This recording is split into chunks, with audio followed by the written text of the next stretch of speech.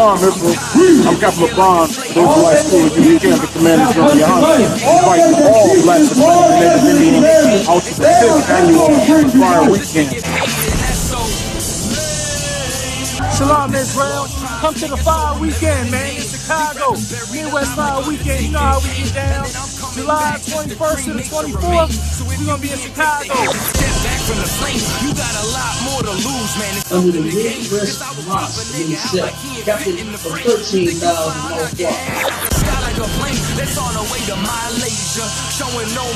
July 21st, we got 12 children of Muhammad with the scripture breakdown class,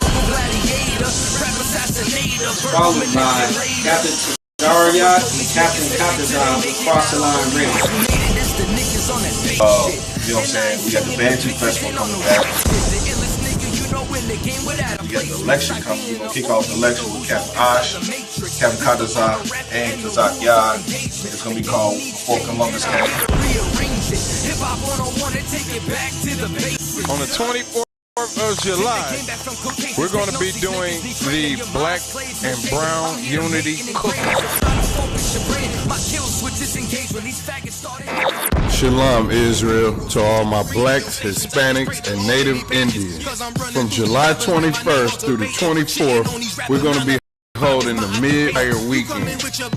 On July 21st, we hold a scripture breakdown with Nashville Shield General Muhammad from 6 p.m. to 8 p.m., followed by Cross the Line Radio. On July 22nd, we're going to be having camp on the Magnificent Mile from 11 a.m. to 5 p.m. And guess what? Commanding General Yohana will be speaking at 3 p.m. We're going to be located at 401 North Michigan Avenue, Chicago, Illinois. After that, we're going to have the Before Columbus Came lecture from 6 p.m. to 9:30 p.m. located on 9909 Roosevelt Road, Suite 100. On July 23rd, you can catch us at the Bantu Festival from 10 a.m. to 10 p.m. We're going to be located at 1130 Midway Place Science Park, Chicago, Illinois. And then last but not least, we're going to be having the Black and Brown Unity Cookout from 12 p.m. to 8 p.m. located at Douglas Park, 1200 West 12th Place. For more information, call 708-299-5821. Again, 708-299-5821. Also, if you would like to help out and support this troop and brotherhood, go to the Midwest Fire Weekend Black and Brown GoFundMe account and make a generous donation.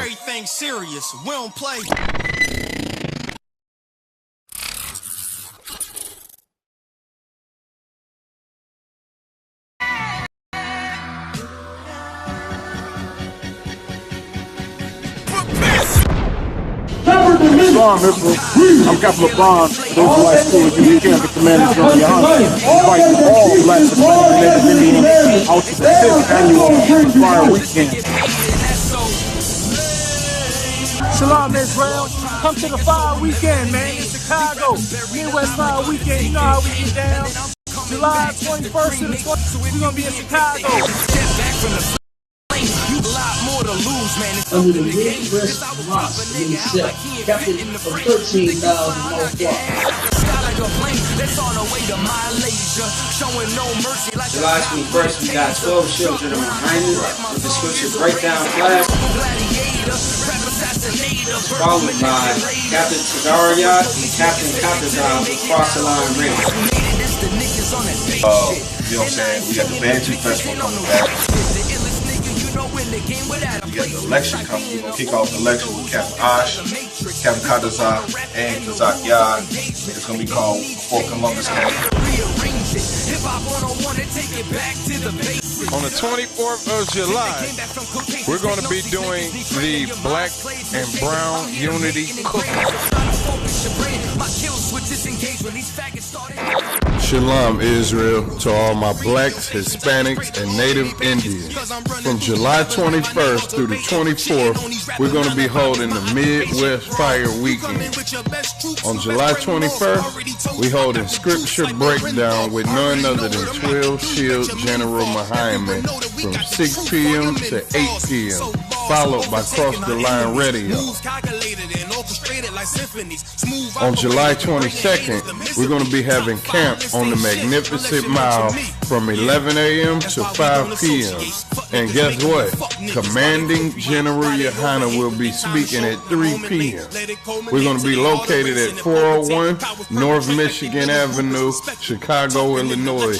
After that, we're going to have the Before Columbus Came lecture from 6 p.m. to 9:30 p.m. located on 9909 Roosevelt Road, Suite 100. On July 23rd, you can catch us at the Bantu Festival from 10 a.m. to 10 p.m. We're going to be located at 1130 Midway Place Science Park, Chicago, Illinois. And then last but not least, we're going to be having the Black and Brown Unity Cookout from 12 p.m. to 8 p.m. located at Douglas Park, 1200 West 12th Flag. For more information, call 708-299-5821.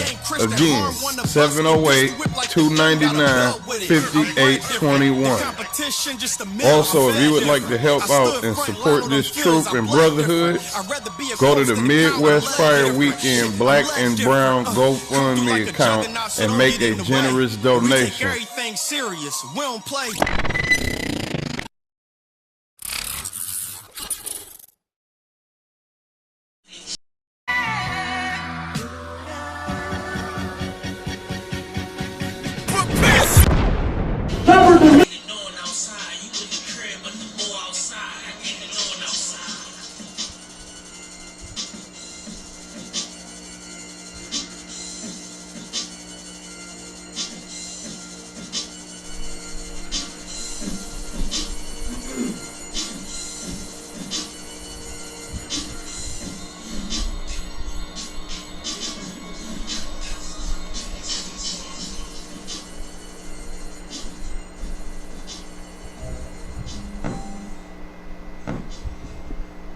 Clap it up, clap it up.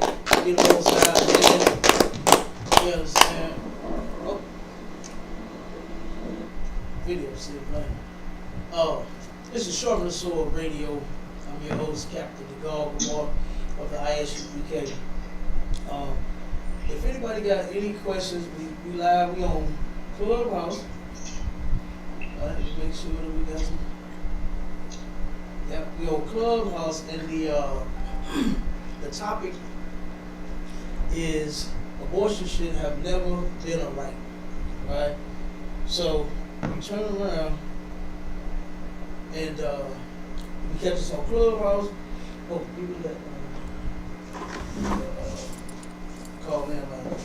We got a call in line. It's going to be live. You can call us at 712-832-8330 and the access code is 910-1409, and use your phone and wait patiently until we answer your question, and we're gonna get to it. All right, give me 1 second. Switch this up.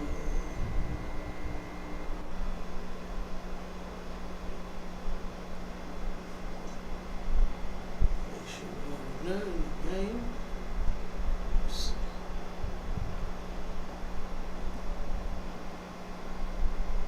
Doesn't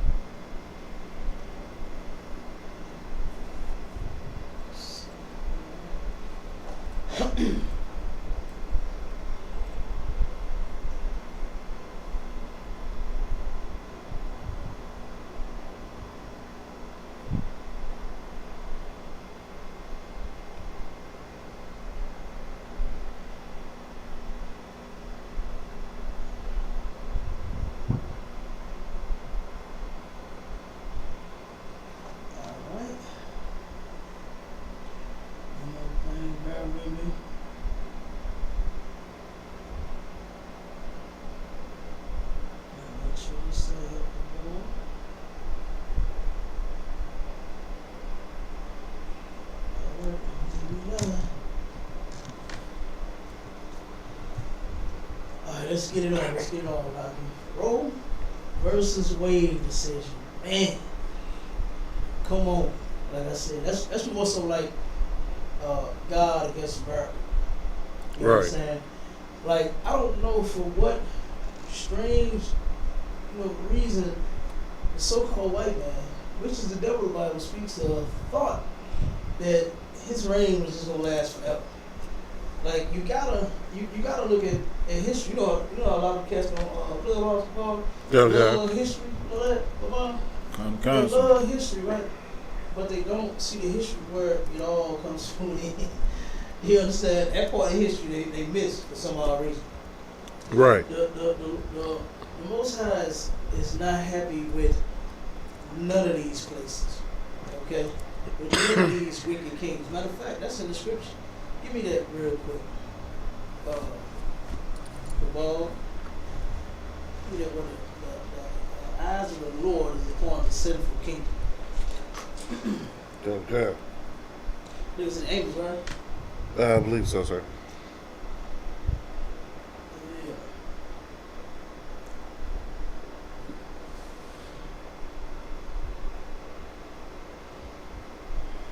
That's Amos 9 and 3. Give me that, yeah. Okay, sir.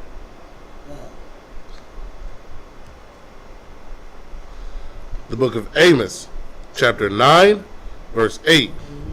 Behold, the eyes of Yahweh are upon the sinful kingdom. The eyes of the Lord are upon the sinful kingdom.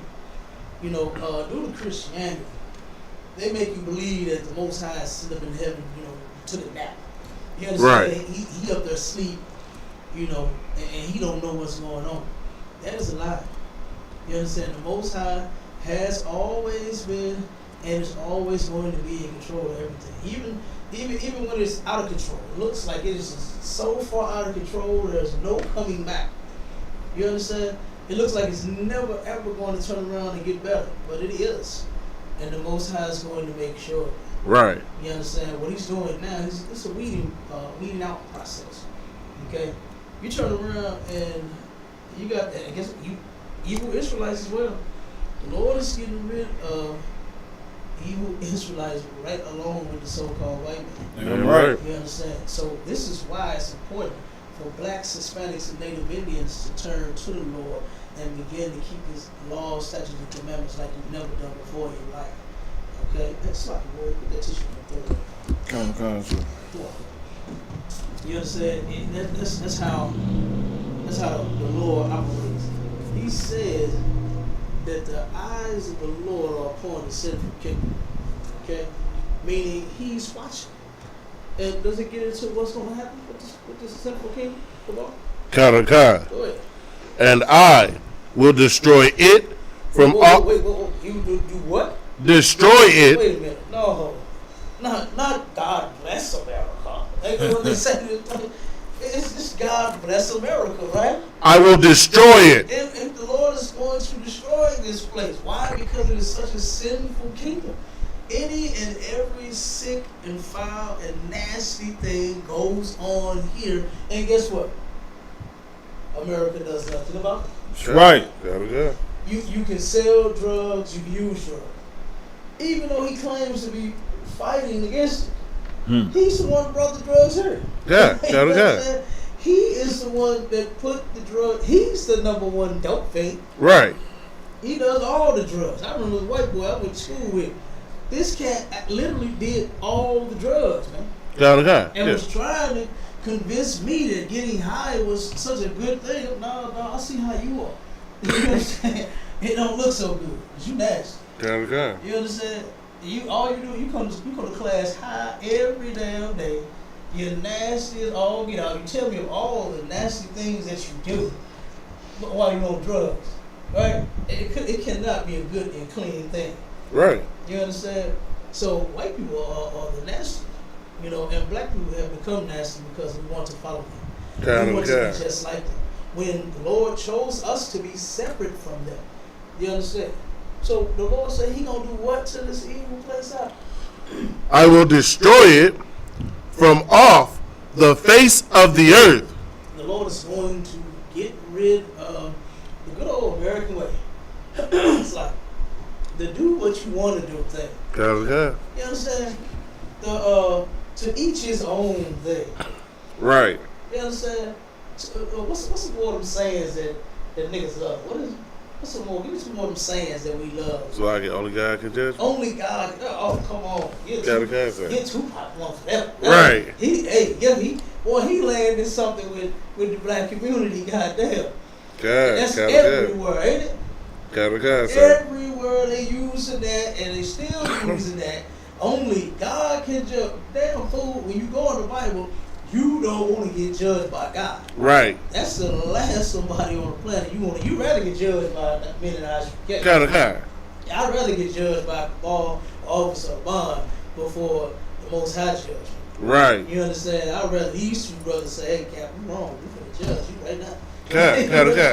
Rather than the Most High do it. Because what does it say? Give me the scripture about the Most High judging you. Where it says, don't fear man, let him kill the body. You understand? Come on, give me that scripture, bro. Give me that scripture.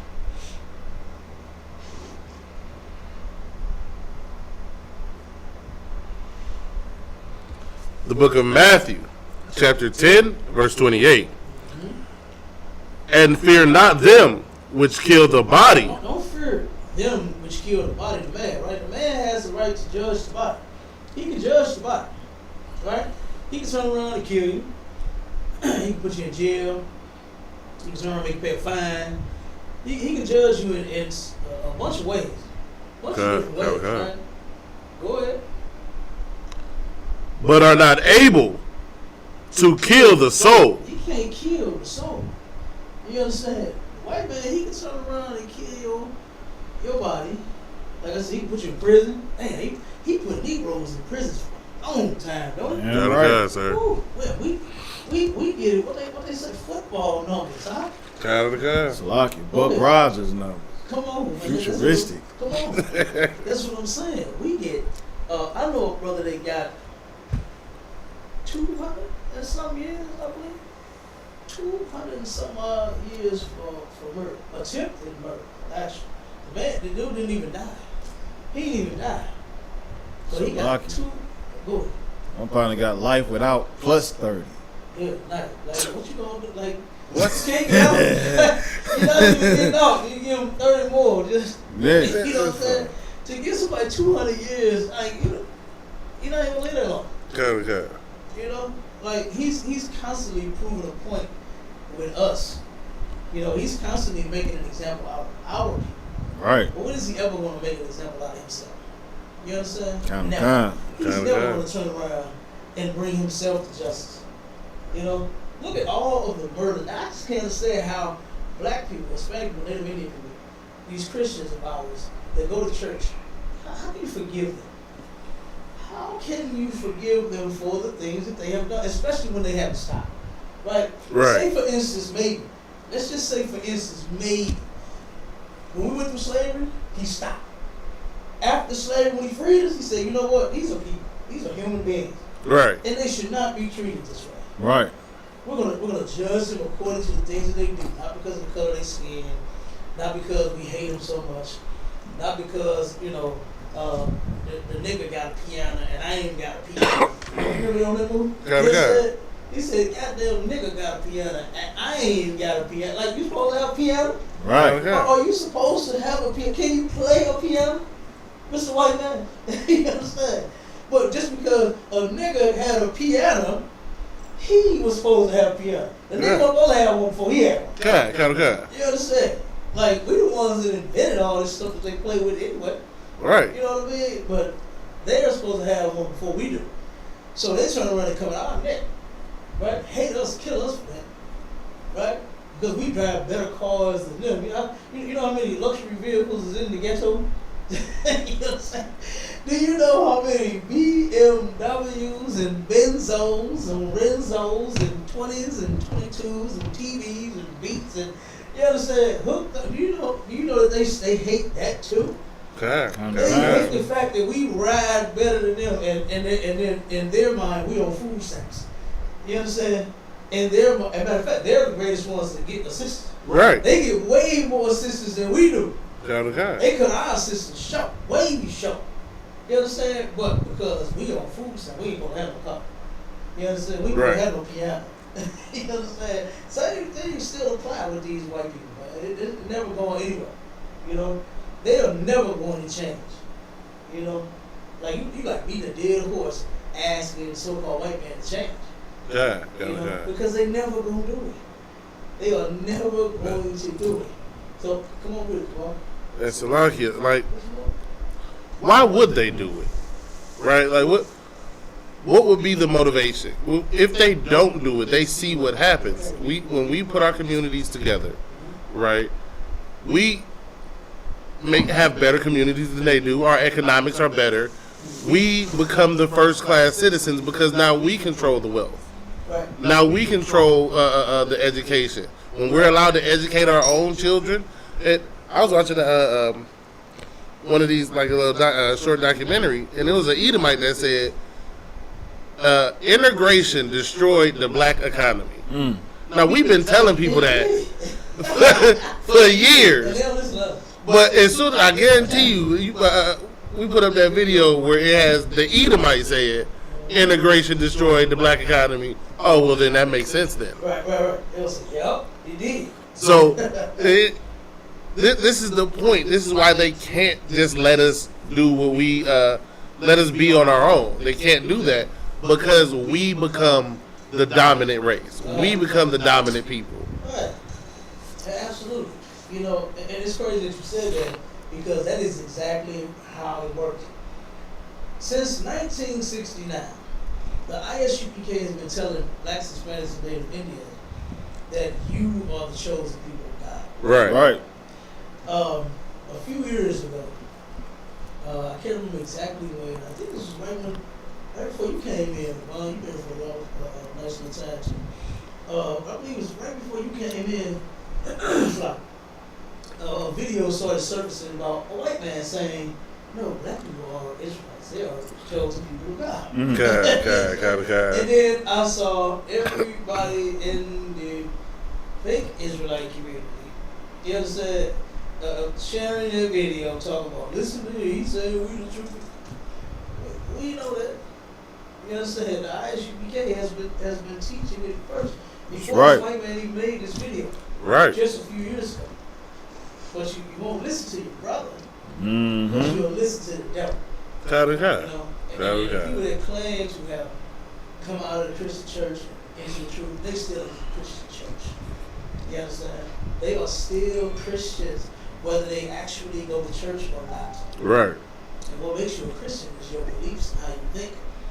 You know, there was a sister. Remember we was listening to the sister in that room that she, a warrior hit me up in the back chat and said, "This sister still got Christianity on her brain." Damn right. She's a what do you call that? Old Testament. No, kind of guy, sir. And they Christians. You know, they are Christians as well. Because as long as she has been listening to us say that the things that she says about Christianity, why does she still believe them? She still believes these things. Right. And that's because she is truly deep down in her heart and her mind a Christian. That's right. Yeah. She still believes the things she claims she don't believe. Right. Even though we're showing her in the Bible that that's not true. Yeah. You know, but because millions of Christians believe it, it's supposed to be like that makes no sense. Come on with it. And like They will argue all day and night. But no, the Christian belief of the New Testament, that's what it really is. It's really what the Christians say. But you're not a Christian. Is that what you're not a Christian. But you 100% believe that what that is saying is exactly what the Christians say. They do. That doesn't. None of that makes sense. Like, and they continually have the same argument, and we're like, no, listen, this is exactly what it is. But they won't hear, again, like you said, they won't hear their brother. They'll hear the doctrine created by our oppressor. They'll hear what they'll be saying is Baptist doctrine. Well, that was created by Edomite. They'll be saying Methodist doctrine. That's created by Edom. You're still following your oppressor. And most of them even like to follow the some of them even go with, what are those called? The Talmud. And go and believe in those scriptures and writings and different things as scriptures more than they believe in what Christ himself said. Good night. Like it's sad. Absolutely. Good night. And matter of fact, since you mentioned the Talmud, this same sister brought up the Talmud about the marriage part, right? Okay. About how you're supposed to have a certificate and all these things that you're going to need to do for the woman and all that. I'm like, where do you find that in the Bible? That's not in the scripture. Okay. Of course you're supposed to take care of your woman. You understand? But there is nothing written down saying, okay, this is how we do it, we got to sign this and do that. Now, of course, there was an agreement, contract for marriage. Right. You understand? The father and the man came up with an agreement for his daughter. Okay. And it was signed. It was a contract that said, hey, I'm going to do this, in exchange for your daughter. You understand? Right. And I mean, that's fine. Nothing wrong with that. Okay. Nothing wrong with two men come up with an agreement. Of course, that father would find a man that was suitable for his daughter. It wasn't just you bring your niggas home talking about, daddy, this is my boyfriend. Right. You know what I'm saying? Right. Nah, it wasn't like that. It was like, hold on, I got somebody I want you to meet. You know, I mean, this brother right here is, and if she say no, then we gotta go back to the drawing board. We'll find somebody else. Okay. You understand? It wasn't just you had to marry the first guy that daddy brought home. Right. You know, but of course, if you turn around and you like him, he like you, it can go forward. Yeah. But if not, then we gotta find, okay, that's all right. You don't like Antoine? Here's Dante. What about Dante? Yeah. You understand? But it was still the man's responsibility, the father's responsibility to find his daughter a suitable husband. Yeah. And we desperately got to bring that back. And I'm talking about ISUPK, we're doing it, but I'm talking about in the black community. we got too much going on out here. You know, old folks just said we got too many loose ends. You understand? Right. We got a lot of things that are not tightened up or not together all over the place. And we got to tighten it up. And the ISUPK, up under Commander Jimmy Hanna, we have absolutely been doing something. Damn right. We're tying up those loose ends. Damn right. You understand? Sisters get given away in the ISUPK. Brothers don't turn around and just smash your pass in here. Right. You understand? You can't smash your pass in here. You know, you can't be a thought in here. You understand? That's when you change. And if you turn around and you have sex with a man or a woman, you are now husband and wife. That's what the Bible says. Damn right. And you got to stay together forever. Through, what they like to say, thick and thin, through good or bad, through better or worse, through whatever the hell you got going on, y'all gonna stay together. Okay. And if not, then you're gonna get up out of the truth. Because guess what? The one body of Christ, that kind of stuff is just not wanted or accepted here. Right. You understand? Now, whoever you used to be, come on. But you don't turn around and stay who you are out here. You understand? Or who you were in the world. You know how the Christians say in the world, I'm the same old person, but that's your problem. Damn right. That's your problem. You're supposed to come in here and change. You know, how many Christians change in the church? None of them. None. None of them change. Right? None of them actually change. Finish that scripture real quick. Okay, sir. But rather, fear him which is able to destroy both soul and body in hell. Fear the Most High, who can destroy both body and soul in hell. You understand? That's who you should fear, but you don't. Because the Christian church makes you think that God is your BFF. The Christian church makes you think that God is your best friend forever. Instead of you actually looking at him as a fearful father, one that you should fear. You understand? That's what the Bible says. Isn't that in what's it, Ecclesiastes 12 and 13? It says to fear God. You understand? And keep his commandments. That's your whole duty. That's the whole duty of man. Is to fear the Lord and to keep his laws, statutes, and commandments. Not be his best friend. He don't want to be your best damn friend. You understand? You want a friend, you come to us. We'll be a friend. We'll be a friend to you. Right. But the Most High, you treat him as such. You understand? You turn around and you look at him as what you say every Sunday. Oh, God the Father. God the Father needs to be treated like that. But it doesn't happen in the Christian church. Okay?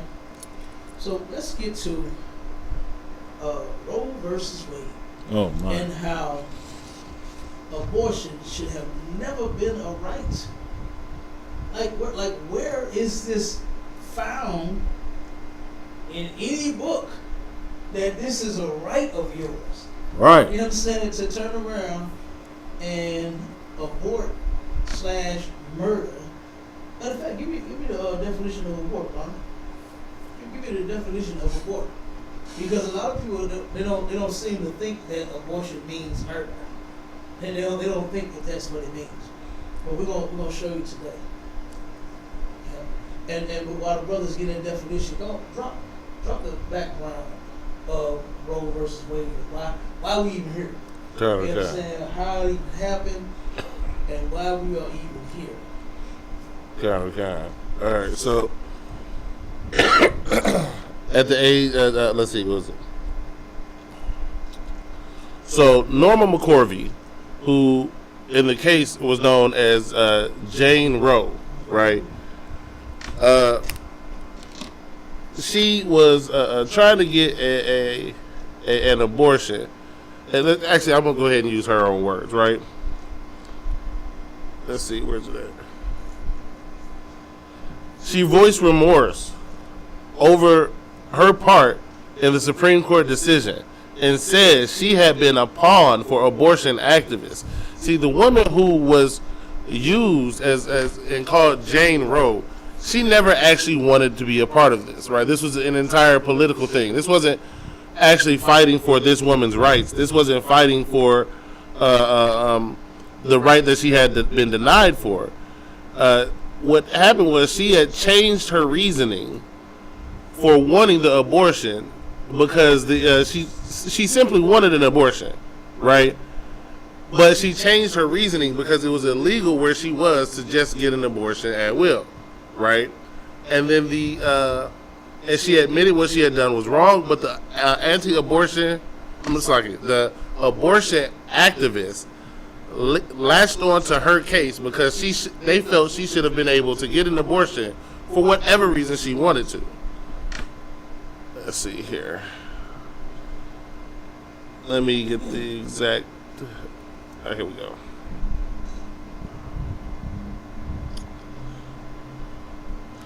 Right.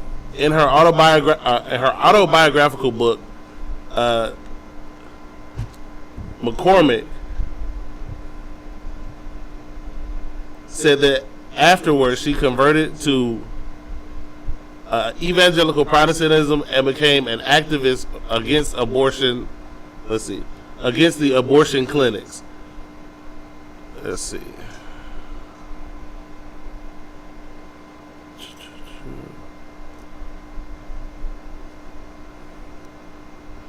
What else we got?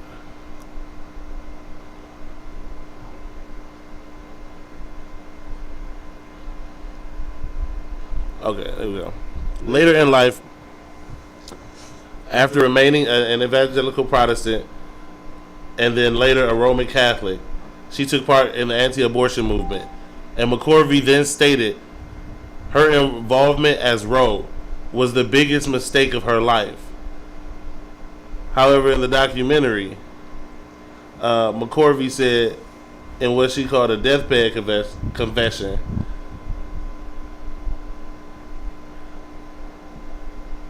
Is that she never really supported the abortion movement or its abortion sentiments. It says she did what? She never supported the abortion movement or its abortion sentiments. Okay, so basically, Jane Roe, right, the alias that they gave her, she actually, like, essentially is never for abortion. But she turned around, it was the 2 kids she had? It's two like kids, a 3. And then turned around and didn't want a third, she got pregnant again, you know, and just didn't want the baby. Went into the clinic, said, I need to have an abortion. The clinic asked her a couple questions, and she told them the truth. She was honest. She just said, hey, I just don't want this baby. You know, I got 2, I don't want 3. So they said, well, that's not a reason to have an abortion. See, and this is the thing with so-called white men, is that I'm going to give you the difference between being in the truth, God's law, and the so-called white man and her in this old twisted and backwards society, right? God has a law. Give me that one. In what's that? Exodus 20 and is it 13? What thou shalt not kill? Is that it 13? I believe 13. I don't know. Give me that. Common Council, Exodus chapter 20, Leviticus. Counter con, sir. I'm going to show you how simple it is to follow the Most High. Like the issues and things that we have, and that we are, you know, the problems that we have in the black community really would not be if we, and I ain't talking about America, but I ain't saying that the white man has to follow this. They could very well, they very well do what they want to do. They know they can. Right. They do what they want to do. Right? But for us, blacks, Hispanics, and Native Indians, we should be obeying our God. Right. And it's real simple. We have the laws before us. We ain't got to figure it out. It's been figured out for us. And that is amazing. You understand? To already have the law, just think about it. You're born, new baby, you come up, you're grown, you already got laws, rules, morals of conduct already set before you. You don't even have to figure it out. All you have to do is just be being taught this from birth. Okay, go ahead, give me that. Exodus chapter 20, verse 13. Thou shalt not kill. Read it again. Thou shalt not kill. Read it again. Thou shalt not kill. Okay, now give me the definition of abortion. Kind of a con, sir. I'm going to read the definition, then I got 4 similarities. Go ahead, go on. Carry out or undergo the abortion of a fetus. First similarity. Terminate. What does it mean to terminate? You're taking something that is alive and you're terminating it. So what have you done? Give me the next one. Pull the plug on. Pull the plug on. I mean, what do they say when your loved one is sitting in the hospital and there's nothing else they can do for them? They're in a vegetable state. You know what I'm saying? There's no recovery from this. You know what I'm saying? They do what? They say they pull the plug. So what does the person do when they pull the plug? You get the next one? Fail. What is it? Fail. Keep going. Come to grief. Come to grief. Why are you coming to grief? You know what I'm saying? Why are you coming to grief? It's more. I know some more. Oh my God. It's a bunch of them. Suspend. Keep on. Miscarry. Mm-hmm. Go wrong. Go wrong. Miscarriage. Flop. What is a miscarriage? You once had a child that was alive, and then now the child is not alive. You understand? Keep going. Go wrong. Mm-hmm. Flop. Go wrong and flop, and definitely abortion and something that's definitely gone wrong. And there's something wrong in your mind to where you believe that you have to murder a child. And let me tell you something. You black, you Hispanic, you Native Indian women, I don't fault you. It's not your fault that you fell for the banana in the tailpipe. But you know who I do fault for? Now you must stop. And as you can see, the Lord is going to make you stop. Since, oh my God, since you just could not control yourself, since you sleep around with men, since you break up with men, and then turn around and you feel like you have no other option in the world but other than to abort your baby, right? You're going to turn around, and now you're going to find out, there's going to be a lot of babies born now. God. It's going to be a lot. Count on kind, sir. Come on with it, boy. Can't forget this one here. Call off. Call off, what? It's done. It's done. Yeah. Abortion means murder. Damn And right. The Bible in Exodus 20:13 says what again, Amon? Thou shalt not kill. Thou shalt not kill. You shall not pull the plug. You shall not terminate. You shall not call off. You're calling off. Man, you ain't calling off from work. You're calling off this life Right. that has begun in your belly. You understand? And I heard a sister say, she said, I think it's these men. We gotta fault these men because the men, the seeds start with the man and this and that. I said, look, that's the good old American way like that. It is to blame the man for every damn thing. It's not the man that the white man gave the right to. Right. He didn't give the right to the damn man. Because if you look up the statistics and the findings and the facts, if it was up to more men, it would be more children born. Damn right. It would be more babies in this earth rather than being aborted. God. Now, some men do turn around and pay for abortions. They sick and nasty too. You understand?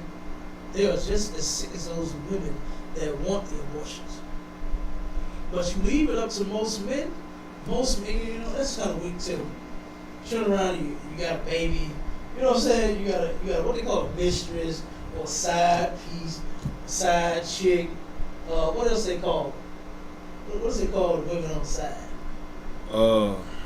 Doorways or something like that. What they call them, man? Something that you can just sleep with and then just have no responsibility to and for. You understand? That's what those women are to those men. And they get those women pregnant all the time, and then so that their wife won't find out. They turn around and pay for an abortion. Damn, man. You understand? Don't be so goddamn weak. You claim to have the biggest balls in the world, but then you don't want your wife to find out that you got another baby. Just don't have the baby around your wife. Like, you can do that. You understand? Yeah. Right. You can turn around and have a whole woman and a whole baby all the way across. You stay in the city of St. Louis, and this woman can stay out in Ferguson. You understand? She can stay out in Chesterfield, Westfield, Southside, wherever the hell else. You ain't got to kill the baby.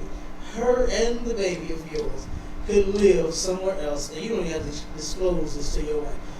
That will be more honorable than turning around and aborting the baby, killing the baby, all because you are a bitch. You understand? I said it for that reason, because, you know,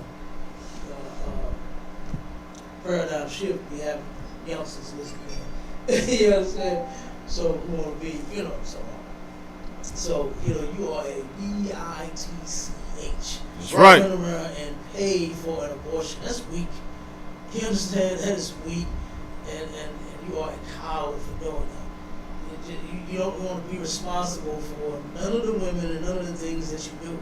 And this is the problem with women raising our children by herself.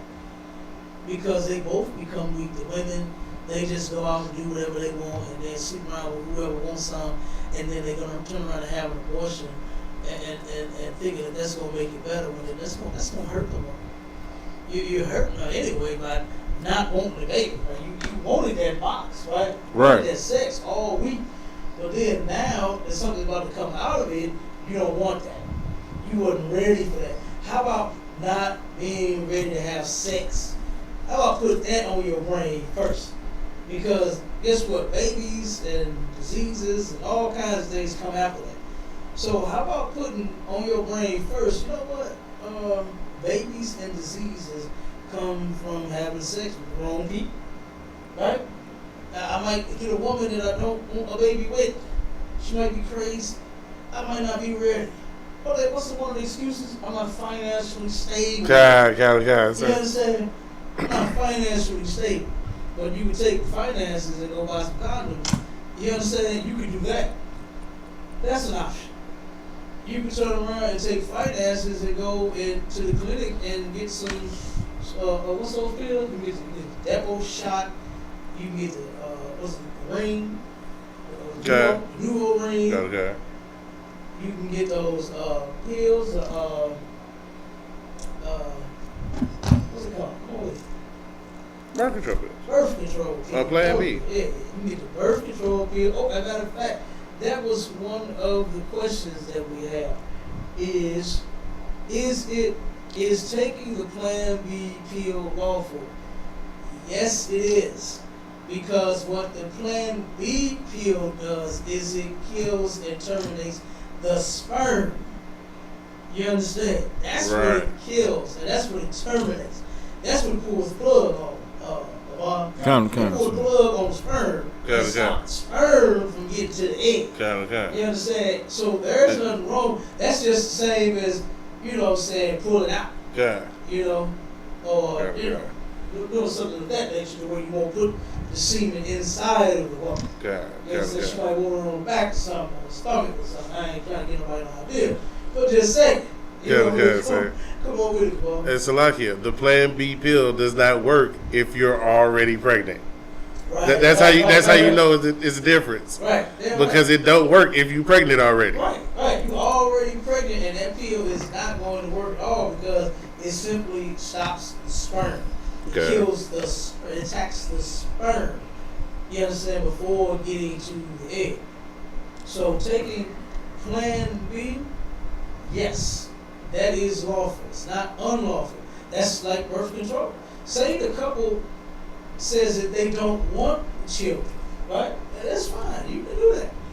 If you don't want kids, for whatever reason, you say y'all not ready to have children right now, whether it be for finances or you want to go from, say you're in an apartment and you want a house first, or whatever y'all plan is, that's fine.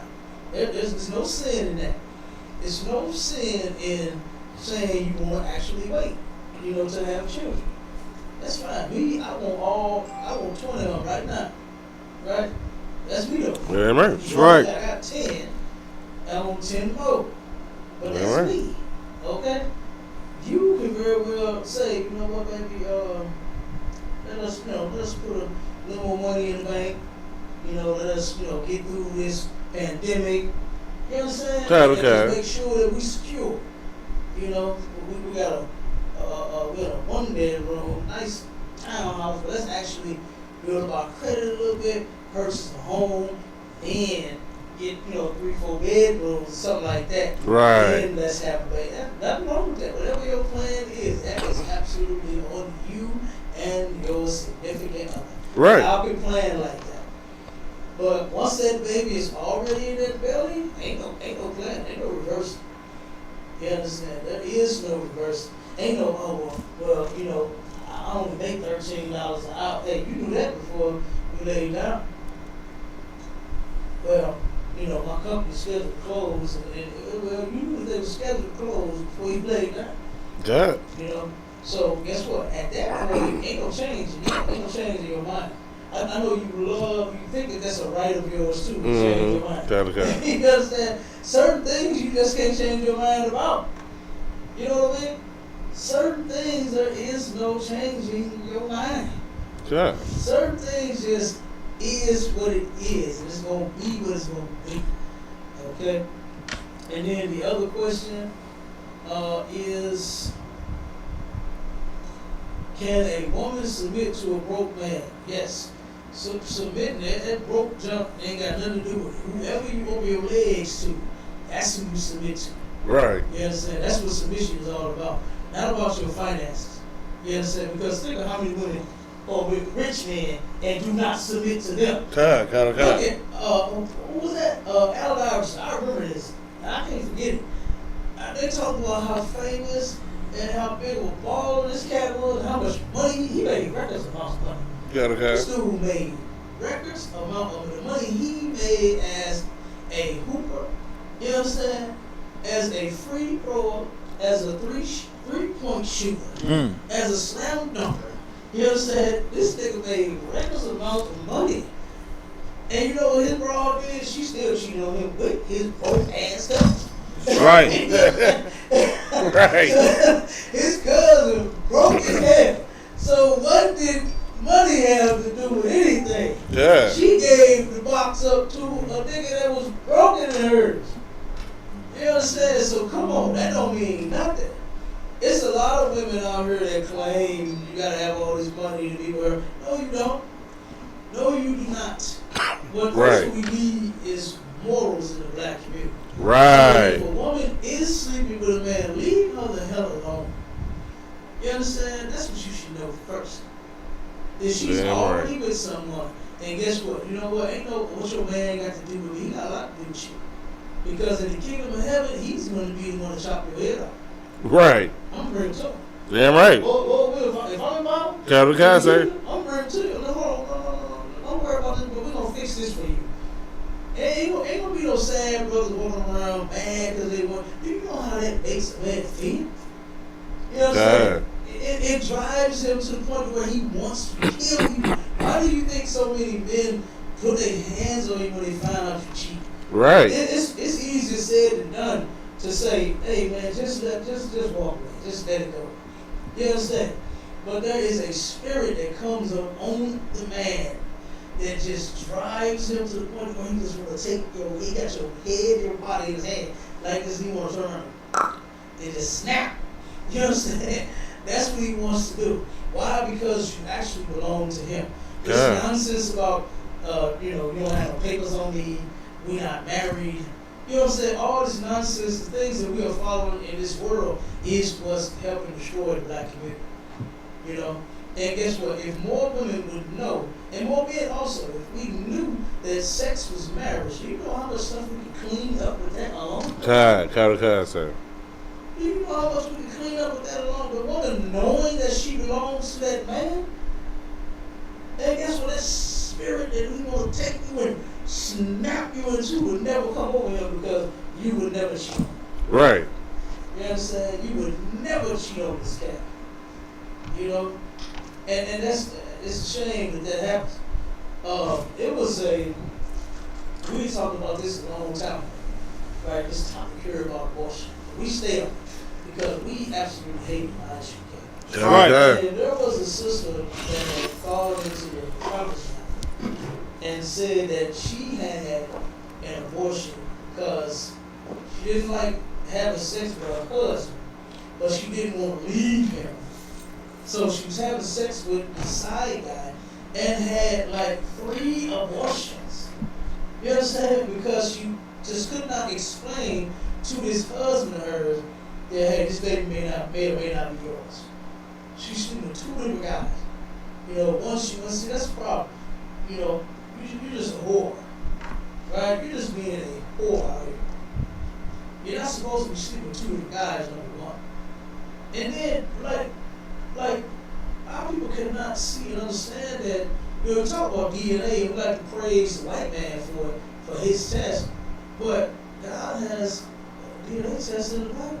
You know what I'm saying? Like, if you sleeping with one guy for the rest of your life, you will know who your baby daddy is. It will never be a question.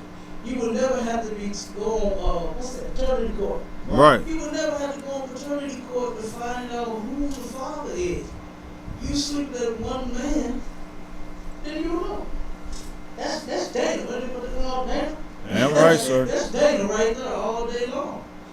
You understand? Like, you sleeping with this one guy and not sleeping with anyone else, then guess what? You will know who your child's father is. That's a blessing, not to be with a woman and she know that it's you, only you. And I'm talking about for her and for the brother too. You understand? But for our sisters that's out here that's not thotting around, big ups to them.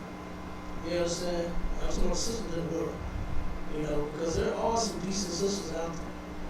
You know, there are some sisters that still believe in not sharing that one precious thing that they own, which is their vagina. You understand? With everybody in the world. All right. There are some sisters out there that believe that. You know, you should turn around and believe that that thing is the greatest thing in the world to you, to where you would not be sharing it and giving it to everybody. You understand? Since it's so precious to you. Okay? But let me see. Who had next, bro? I wanted to go over that protest too. Okay. Go ahead, read a little more if you got something. Okay. More than, let's see, here we go. More than 63 million of abortions are estimated to have taken place in the U.S. since the Supreme Court's 1973 Roe versus Wade decision. Hold on. 63 million abortions in this country. Now divide that up with the states. And let's try to get close to a number of how many has happened here in Missouri. Because Missouri is on the list to, you know what, no more abortions here. They turned around and protested or that right on the fourth part. The Planned Parenthood, they got closed now. And you know something, they had a sign up that had been up since the start of the pandemic, to where it said, "We are still here." Count on kind. You saw that bar? Count on kind. Oh, it's disgusting, man. Like people don't even have jobs. They lost their jobs. They can't feed themselves. Right. And the first thing that you can do is put a sign and say, "We're still here to murder your child." Well, Slocky. Come on with it. Well, what else are people gonna do when they stuck in the house and they depressed? I guess eating anything, but abortion is top on the list, huh? Okay. And they wonder why we say that the white man is the devil. Right. You understand? The white man is the devil that the Bible speaks of all day long. Okay?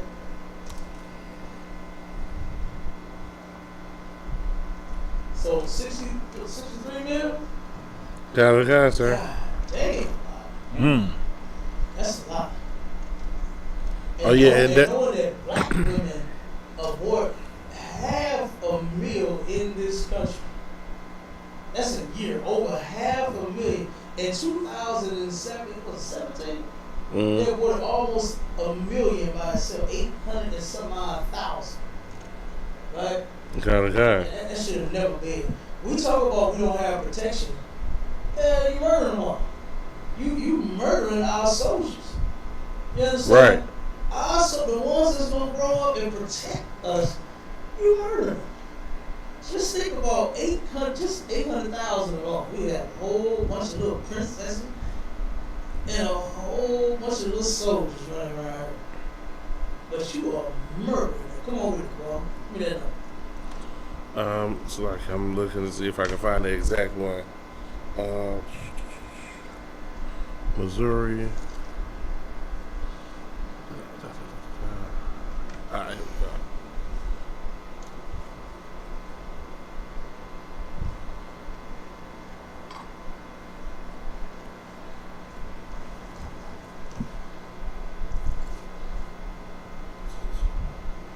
we go. Okay, I'm looking for Missouri's number exactly. But that's a little bit over what 60 is about 63 million, so well 1.2 million minimum per state. So roughly about $1 million Okay. each state. Okay. 1.2. That's big. Okay, for 50 states. 1.2 million abortions here in the city of St. Louis, in the state of Missouri. That's roughly about how many children have been murdered per state. Like, and that's too many. That's way too many. The ISUPK has been praying for the Lord to fix these things, and close down these clinics, and now it's beginning to happen. Okay. You understand? It's beginning to happen. Okay? So this thing about abortion being a right of yours. It was never a right. And then the person that you love is the one that gave you right. It was so-called white man. You look at him as your God. And now that he has taken away your right, now you're saying, you see the rooms we got? White people have lost their mind. God. You know what I'm saying? This is a sad day. Matter of fact, I got some I'm going to read some of the posts from our sisters. And it's really sad that our sisters have fallen for this nonsense. You know, let me get it. I got a couple. All right, it says Roe versus Wade. I knew California wasn't going for that issue, but how dare people get to choose what we as women do with our own bodies? Now, this is the thing about that is you have now taken and done something with your body with someone else and their body, right? And the baby that you two have made in the process, that body isn't yours. That's the baby's body. You understand? Right. And what's that quote? Give me that quote about the most dangerous place for a child, or what is it, African American? We know it's Israel, but for an African American child to be, this is terrible. Let's get that quote real quick. The most dangerous place for an African American child.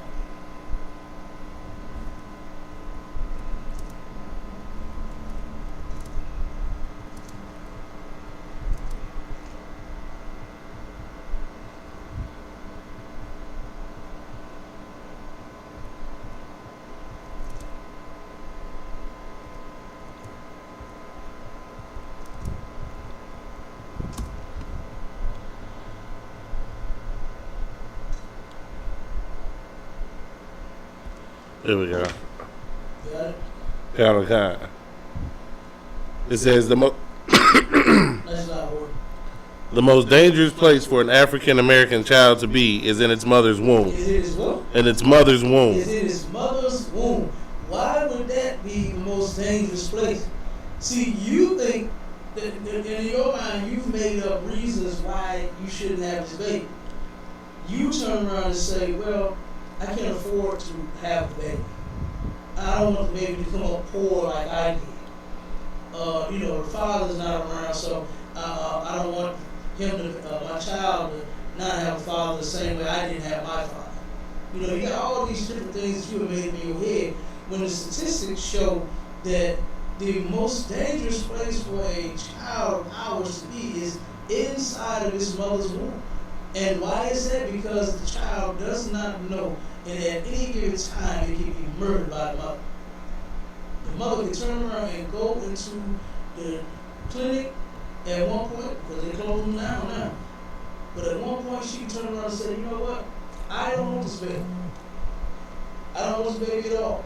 And then they turn around and perform that evil procedure on her. That's what makes the mother's womb, the most dangerous place for a child to be, because the mother could possibly murder the child. And this quote and statistic come from the very people that gave you the right to have the abortion. Those are the ones that you should not trust. Those are the ones you should be mad at. Damn right. Not turn around and take away your so-called rights for you to murder the baby, but look what they do. They are the ones that influenced you and said, you know what, you should turn around and be able to murder your child. You know what, work on your career. Because you want a career, you want to murder your baby. You know how many people that got careers got babies? Right. You know what I'm saying? Like, having babies is not the end of the world or the end of a career. It makes no sense. I know a whole bunch of sisters that got some good careers making good money all year round and got a bunch of damn babies. Some of them ain't even that ain't even they got. But they still had them babies and they still dealing with them. They got good careers and it ain't stopped a thing. You understand? Ain't stopped a thing. Being poor, that lawyer, I forgot this sister's name. She had told her story. Is one successful lawyer here. This sister told her story of how she was so poor, she was on food stamps going to law school. You understand? Trying to be a lawyer. Was broke as hell. But now is one of the top female lawyers in St. Louis. You understand? Right. Like, that didn't stop her being poor. You understand? That's an excuse that your oppressor gave you. Right. You understand? Your oppressor gave you all the excuses that you could possibly think of. And then you started making up your own. And now she wanted to do it. And the only thing that you end up getting for some odd reason when you murder your child is that Popeye's church chicken. You know what I'm saying? You could work at Walmart. You could murder 5 kids to work at Walmart when you could have worked at Walmart and had 5 babies. Simple as that. Alright, let me read the next one. It says, they really just overturned Roe vs. Wade. This is all about control. A sad day for women's rights. We just lost Miranda rights yesterday.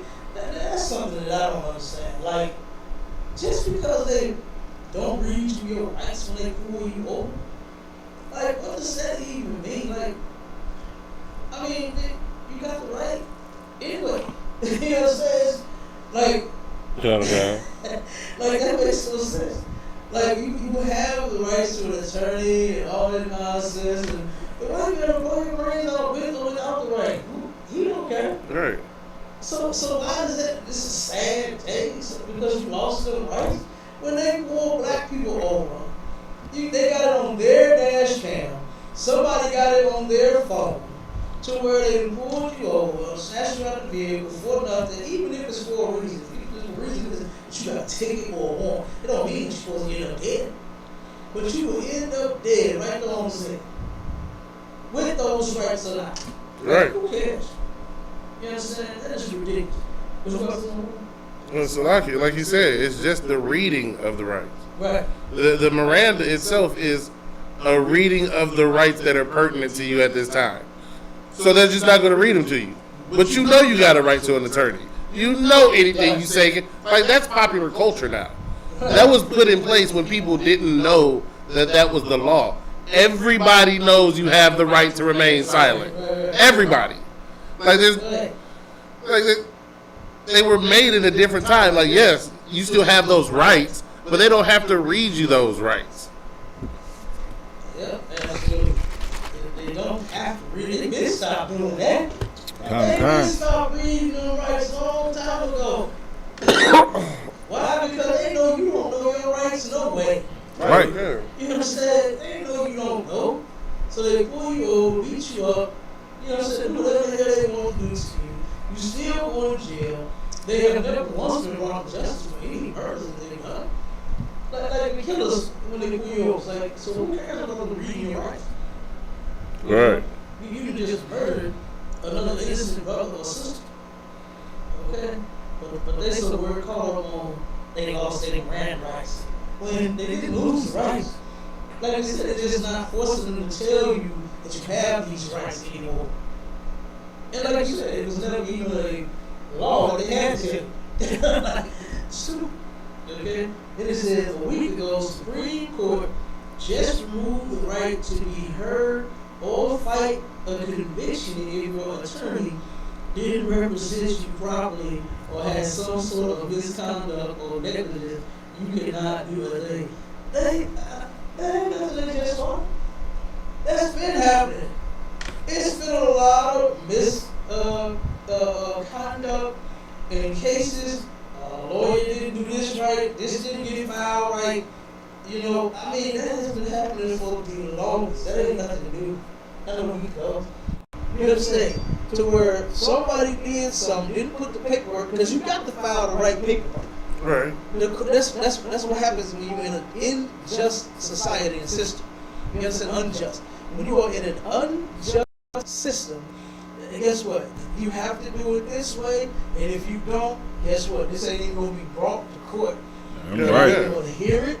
They're not even going to look at it because you didn't file the paperwork. That's why they tell you not to try to be your own lawyer. Right. You understand? Because 9 times out of 10, you don't know what is it, jailhouse what? Got a Every nigga in jail know how to get out. guy. And if for some odd reason they never get out.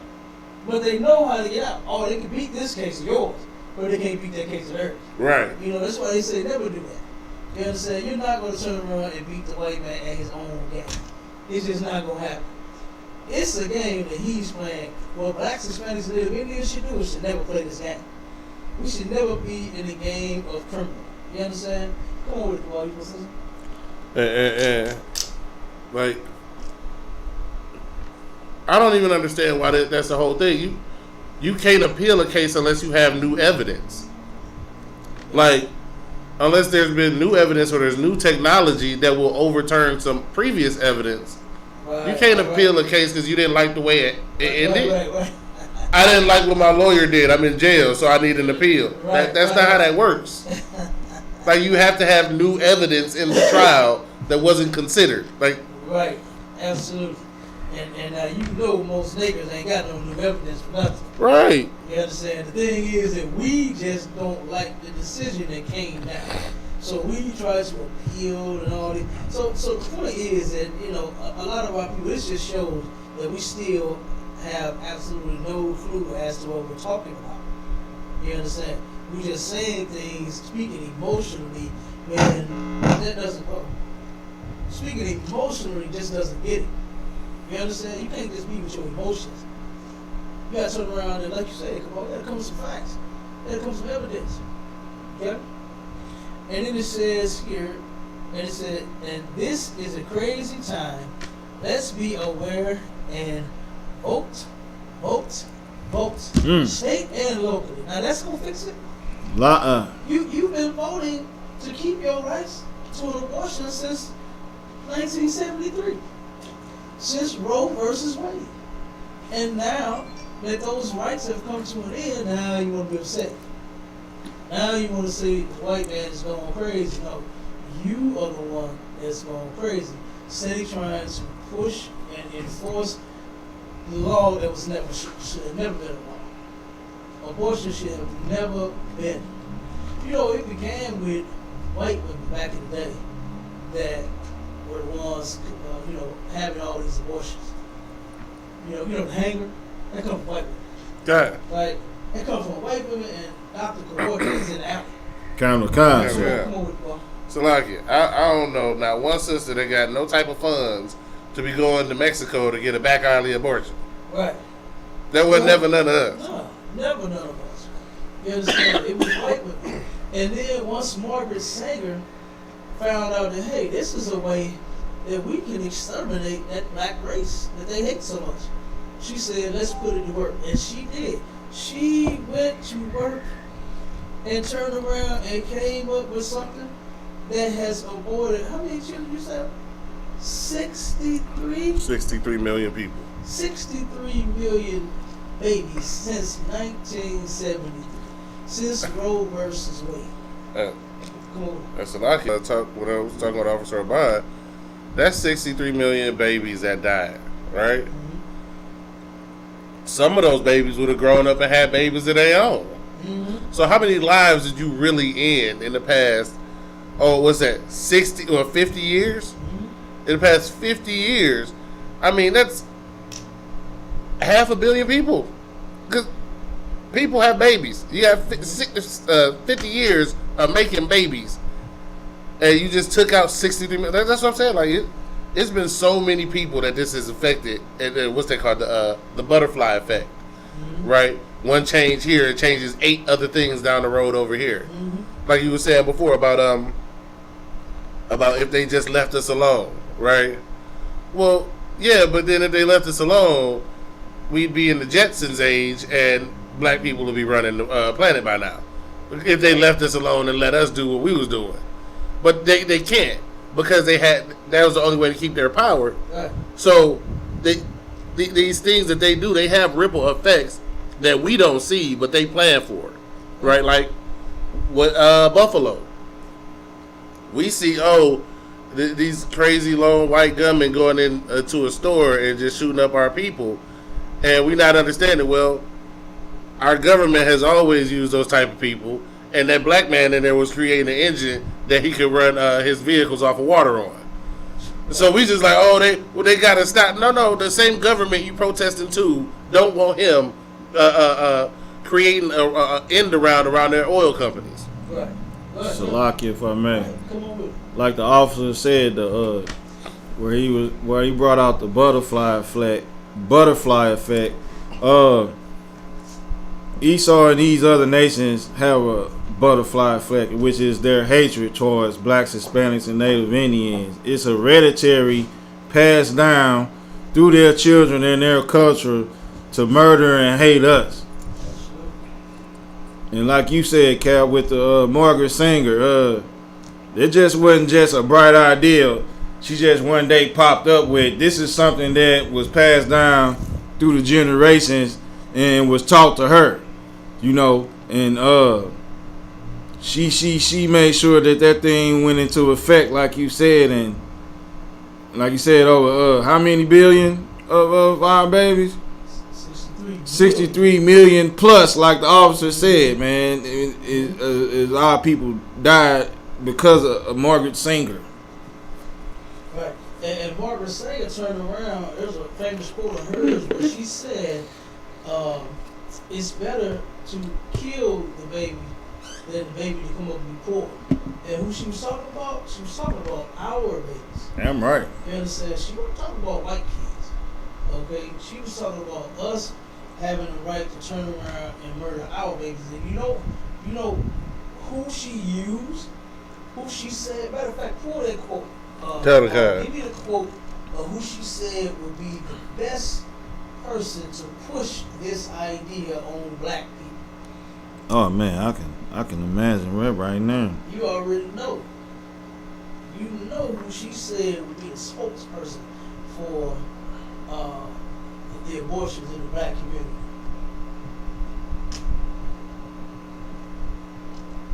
I think we down somewhere around here. I know I got this in that box with some articles. Okay.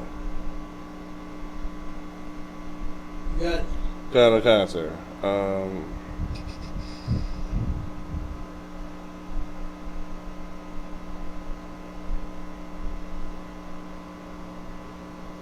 Okay.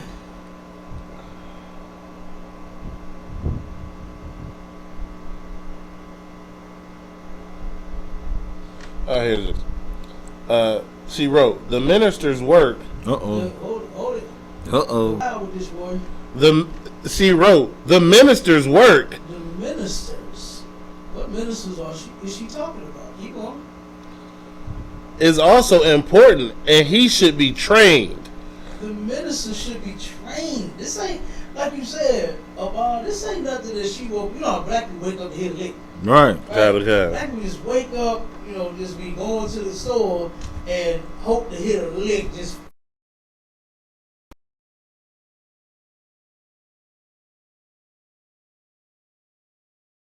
do not do that. This white woman, Margaret Sanger, didn't do that. She said that the ministers, the black preachers, should be trained, people, perhaps by the Federation, as to our ideals and the goals that we hope to reach. She said, you know what? Our plan, our goal is to exterminate their race. And who are we going to use? We're going to use them. We're going to use the ones that we know that will sell out the fastest. Right. They have already sold out. You black Christian preachers, ministers, deacons, reverends, bishops, all alike, you are responsible for this mess. I blame you more than I blame the black women that took part in getting the abortion. Right. Because you are so damn money hungry and butthole hurt for $1. You would turn around and quick, fast, and in a hurry push this mess on our people. And you did it. You did it. Okay. There was an article, I think you remember brought this out a long time ago about the, I believe it was a church in Detroit where this woman was or Tennessee. This is the black, what was it, mayor, something, she was something big, And she went around to the church. She took the same Margaret Sanger idea. And she went from black church to black church to black church, pushing, hey, have an abortion. You know what? You don't want to let a baby in your career. You can be like me. You can be like me. You know what I'm saying? You can be mayor, running the city. You can have it going on. Okay. You know? You could be like Beyonce. You could be great. This is what she went around pushing. It's telling black women to have abortions. Right? And she did it in the Christian church. Come on with it. Keep reading it. Kind. We do not want word to go out that we want to exterminate the Negro population. We can't turn around and say killing black babies in this building. You know what I'm saying? Okay. We can't say that we want to exterminate black people because we hate your black guts. You know what I'm saying? We can't say that. Okay. But we can. Keep going. And the minister is the man who can straighten out that idea if it ever occurs to any of their more rebellious members. And you know what? The ones that say, oh, we abort our babies. No, let me tell you now. Calm down, sister. In the name of Jesus, I pray right now that you understand that what I'm telling you right now, that abortion is a good idea. If you don't want to have that baby, well, that father walks out of your life in the name of Jesus, God will forgive you, and you can turn around and have that baby. It's something like that. You know what I'm saying? It's a lot. It might not be those exact words, but it's something like that. Come on with it, Mom. Here's one of her ideologies that I know she pushed upon the pastors. It says, the most merciful thing that the Lord's family does to one of his infant members is to kill it. Come on. There it is right there. There it is. Read it again. I don't think they hurt you. The most merciful thing that the Lord's family does to one of his infant members. This is having mercy. This is Margaret Sanger's idea of mercy, which is to do what? Is to kill it. It's to kill the baby. Like, how is you being merciful? Being merciful is rubbing that belly and say, you know what? I can't wait till you get her. Kind. Ain't that what the black women used to say? They sit, sing to the baby, talk to the baby. Sir. Even when it hurt, all right, now mom gotta get some sleep. You doing all this playing down there, you better go to bed. You know what I'm saying? I done heard sisters talk to their babies that's in their belly like that. You know what I'm saying? But mom is trying to sleep. She go on this side and can't get no sleep. She go on that side and can't get no sleep. She go on her back. Lord forbid she try to go on the family. Yes. That ain't gonna work at all. So she uncomfortable in every single way. And you know what? Her having that baby is her being merciful, man. Damn Not right. her turning around and murdering it. You understand? Come on, we got DMG in the building. DMG, the poet, what's cracking? He's on the line with the ISUPK. DMG. What's going on, fellas? I'm just checking in, man, seeing what was popping. Oh, nothing, man, nothing. We are just going in on this, Roe versus Wade thing, and how, abortion should have never been a right. You know what I mean? It should have never been a right at all. And it put me in mind. I remember one of my contracts. What is that? It's a senior citizen building on Delmar and it's right by. Damn it! It's right by the highway, right by 170. I forgot Delmar Gardens. I think it's the name of it. And this is a Jewish owned. You know what I'm saying? And when I say Jewish, so-called white man, right? This is owned by them. And they had Margaret Sanger quotes all throughout their offices. Right? It was a great day for Roe versus Wade and the women's rights and all over their offices. Right?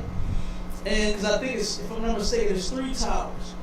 And it's 3 sets of offices in those towers.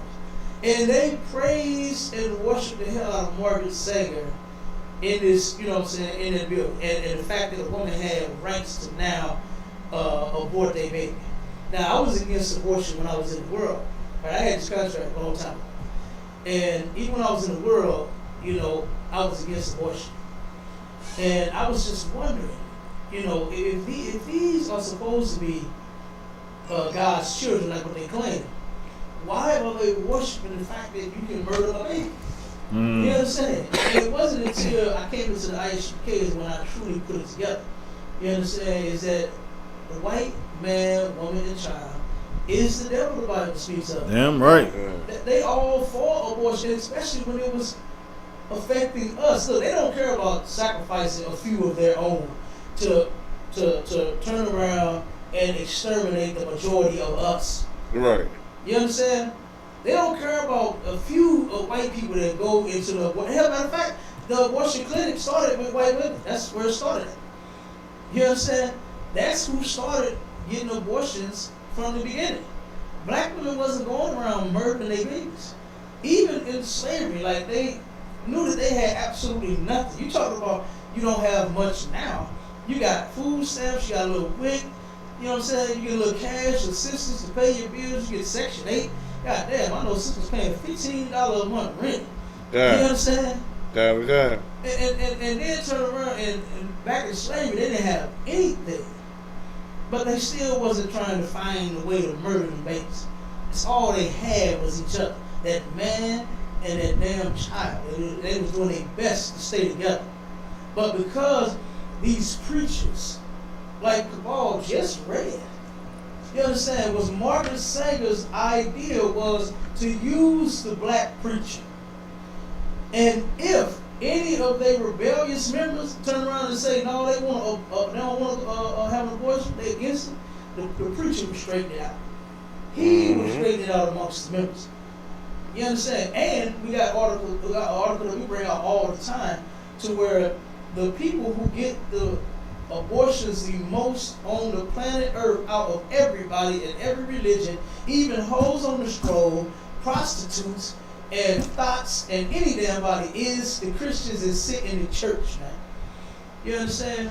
So that's why I said, you know, I blame those preachers for them following after the work of a murderous woman called Margaret Sanger.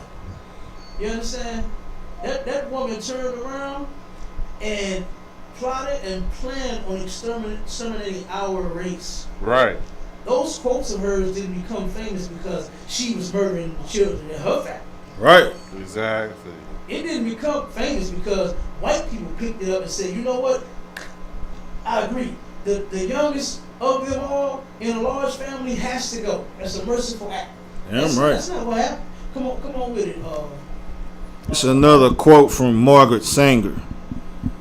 War, famine, poverty, and oppression of the workers will continue while woman makes life cheap. She evil as Yeah. That woman is the devil. man. Yes, she evil. Yes.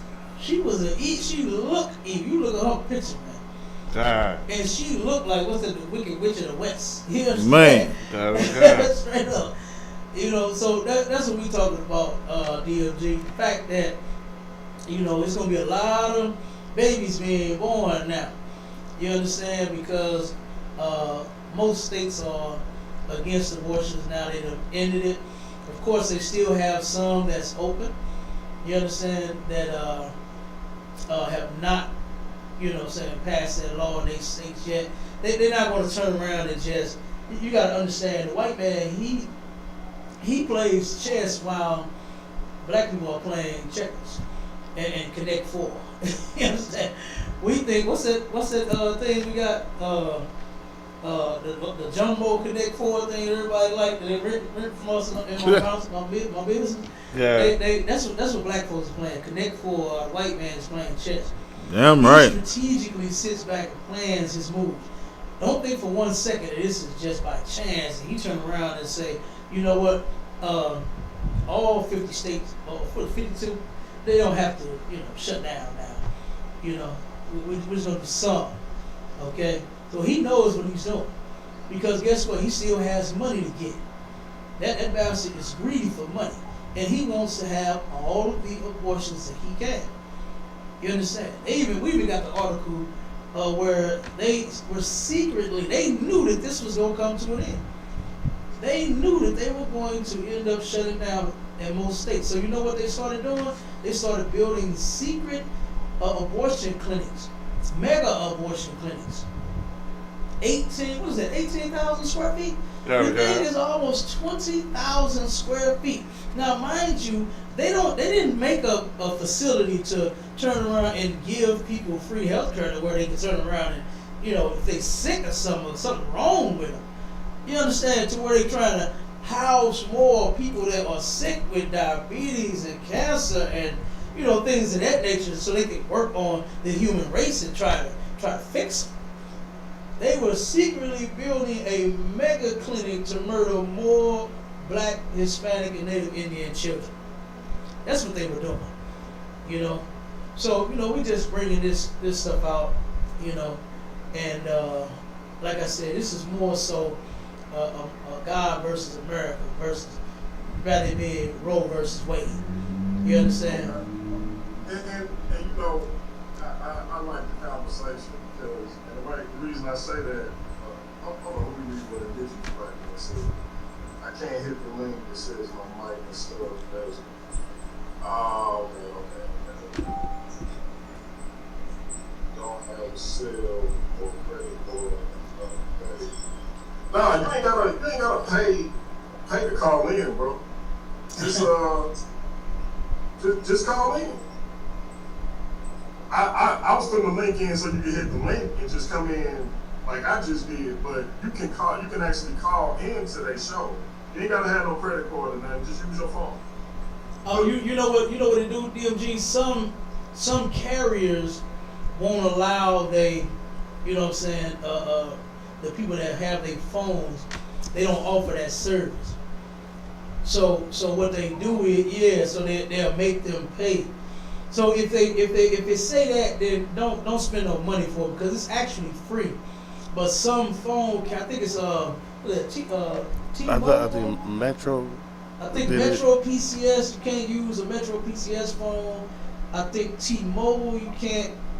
Some of them phones, they just won't allow you to dial straight through. You know what I'm saying? So that was cool. Invite the brother on the video. Bro, you should be able to hit the link and use your phone and connect the audio. You ain't gotta worry about turning on no camera or nothing. So try that and see what happens. And if not, just put whatever questions you have in the chat and I'll read them off. Yeah. Yeah, you would think by now, man, we've been using that number for 8 years. You understand? You would think by now they'd have fixed that to where everybody could just call in, but they haven't.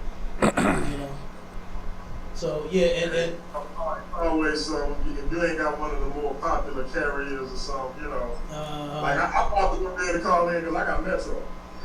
Yeah. So you wouldn't. I don't think you could call in. My wife's phone, that AT&T or T-Mobile, whatever it is. Yeah. But yeah, with the conversation, man, I feel like it's nuanced to the point where, I feel like Sanger originally started this thing to alleviate us. But what she forgot about was how sick her own people was. Because 60% of abortions that happen in America are done by white women.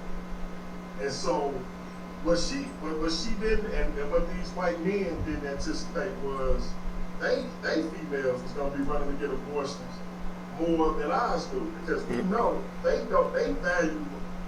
value for life is way less than ours.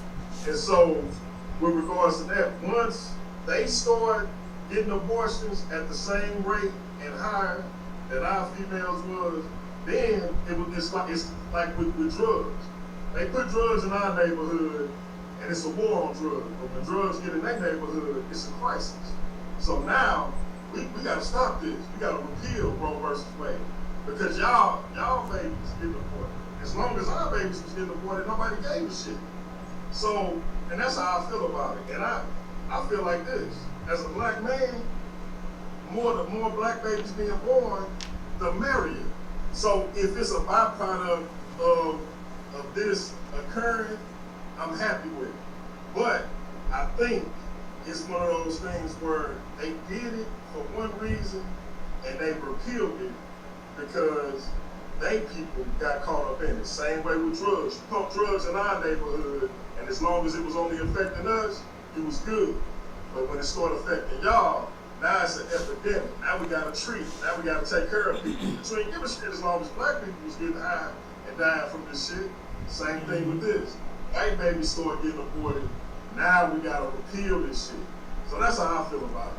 I got you. Now it's just it's slightly different, you know, because when you go and you look at how these things began, right? With the abortion, white women were getting abortions already. Right. They were already getting the abortions. Black women were not. Right? Yeah, no. So I just mean so wasn't them putting them in clinic. Right, no, I got you. These places in where I didn't trip off of it, man. Like, and then all of a sudden I started looking up as a kid, like walking past, like these places straight up where we live. That's what I mean. No, I got you. I got you. I get what you're saying. So, but like I said, and I see why you said what you said. I understand. But the thing is, white women have always been getting more abortions. You understand? Every last one of them have been getting more abortions than black women back in the day. You know, white women used to go in an alley somewhere. One white man would take a hanger and jig it up in that thing and take that baby out of there. You understand? That's what they were doing.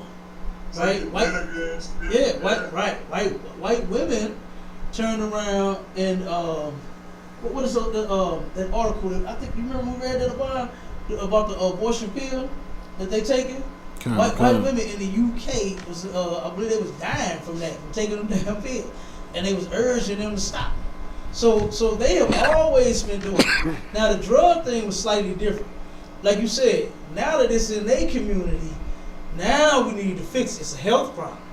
But when all of the black men, and matter of fact, they had put out $800 million that was supposed to go to help fix black people that was on drugs, right, here in this country, just a few years ago. And not $1 and 1 red cent went to no black person getting free from being a drug addict. Right? So, you know what I'm saying? That drug thing was totally different from the abortion. They did put the drugs in the community to solely kill it. Because, you know, at one point, we were not using them drugs either. Same way we were not doing the abortion. So you are right. They absolutely turned around and pushed that on our people. Marcus Sager said that we need to push this on the black race to exterminate them. This is how we can get rid of them. And you know what the white man said in his Miranda rights was everything can and will be used against you. And they take every single thing that they come up with and use it against us. You understand? Abortion was their idea. They were getting abortions. Then they thought about it, well, hell, we could kill them with it. And so the white woman went to work and put Planned Parenthoods all across the damn country to exterminate our race. And it has been working. Like Officer Cabal brought out the numbers. 63 million children have been murdered since 1973 in this country. And then it don't just stop there. The number don't just stop there. Because like he said, yeah, look, how many people do you know don't have babies? You understand? They have babies. People have it. So 63 million people would, guess what? They would have had babies too. They would have had babies. It would just kept on going and kept on going. And those babies would have had babies. In 50 years, it would have been a whole bunch of babies born by now. What you say? Come on, about 500 million. It would have been about 500 million people born just from them 63 million alone. Brother, indigenous black man got a good point. She was also promoting with this promiscuity, telling women to be whores. Yep. And so she was talking out of both sides of her mouth.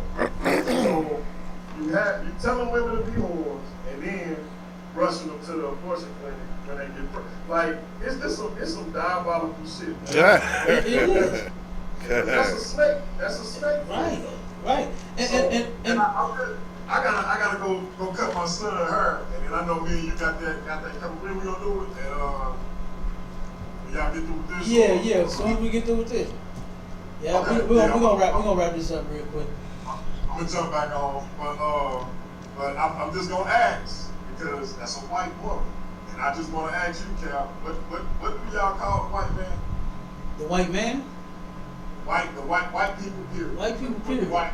They are the devil the Bible speaks of. All of them.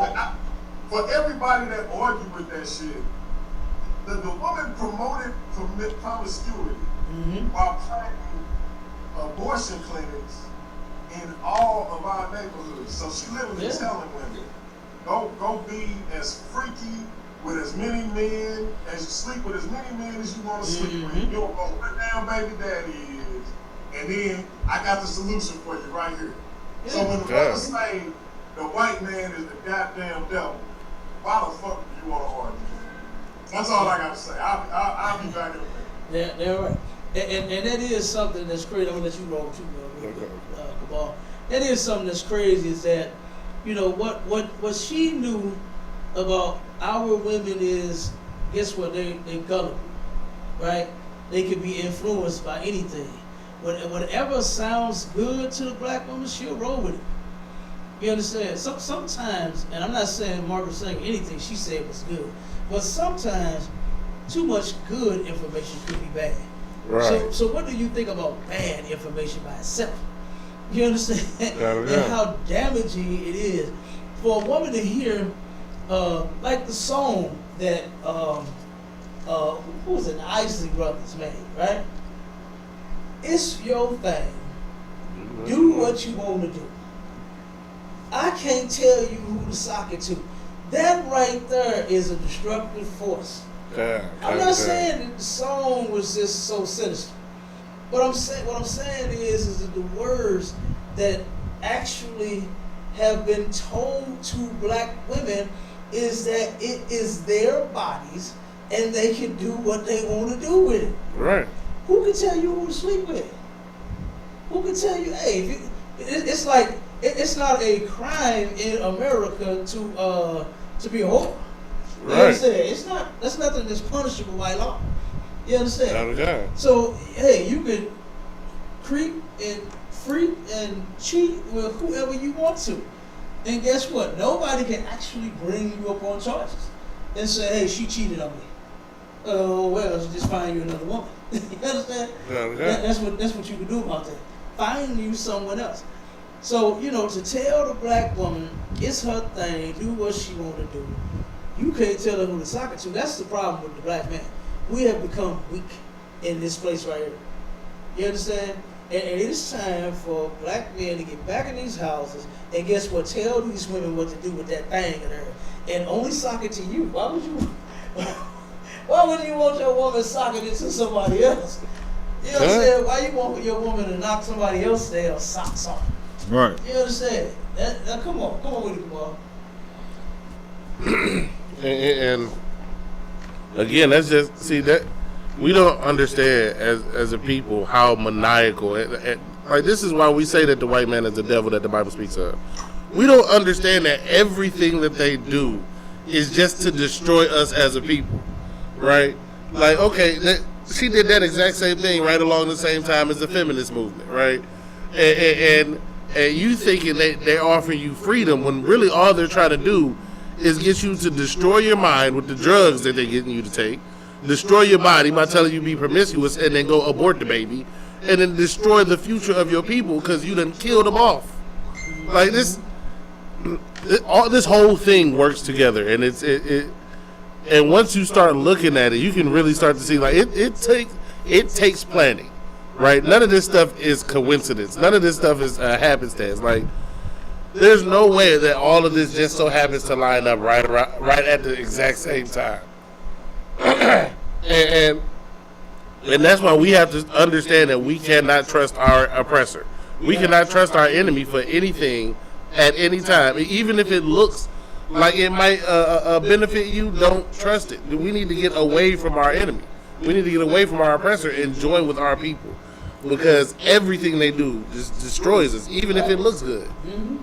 Absolutely. Absolutely. We need to turn around, like you said, even if it looks good to where you know who you should be coming to? You should be coming to the priests and prophets of God, the ISUPK, Right. asking, is this a good idea? Right. Is aborting my baby a good idea? And guess what we would tell you? Hell no. You understand? Yeah. That's never a good idea. And if you don't want the baby, you know what you can do? You can bring the baby to us. You can give the baby to us. You understand?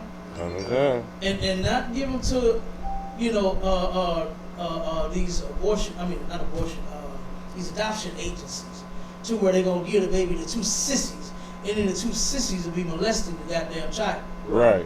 You understand? You can give the baby to us. I remember when I first came in, I was like, man, there's no place on the planet Earth like the ISUPK. Yeah, right. I haven't heard of any organization taking anybody's babies. You understand? They don't even say it. Yeah. But I heard it here. I heard Commander Jimmy Hunter send it out, and I started hearing other captains and officers sending it out, saying, if black woman, if you don't want your baby, Hispanic woman, Native Indian woman, if you don't want your baby, we'll take it. Don't murder. Don't get an abortion. You understand? Yeah. Don't get an abortion. Because you know what? Guess what? One day you just might want your baby. You understand? You just might want your baby. Right. And then they'll be in the hands of good brothers and sisters, you understand, that will take care of that child, that won't molest that child, won't hurt that child, won't raise them up nice, strong, and solid. You understand? To where they'll be a good soldier, a good princess. And then in the event, say it was your finances that you had, you know what I'm saying, that was stopping you from wanting, having a baby. You understand? Your career. Say you get your career straight. Say you think back and say, damn, you know what? I want that baby now. I want my child. And you know what? We'll be here. You know? We will be here. But if you have a child and you don't want the baby, bring them to the men of the ISUPK. And we will take that black child off of your hands and raise him or her. You understand? That's what you do. All right. What we got next? What we got up next? Oh, let me read a couple more of these. One second. Let me read this.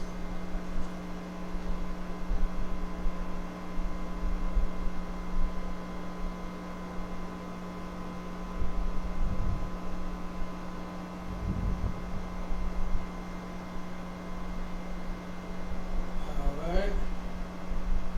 A couple more of these, and then we're gonna get about it. Okay.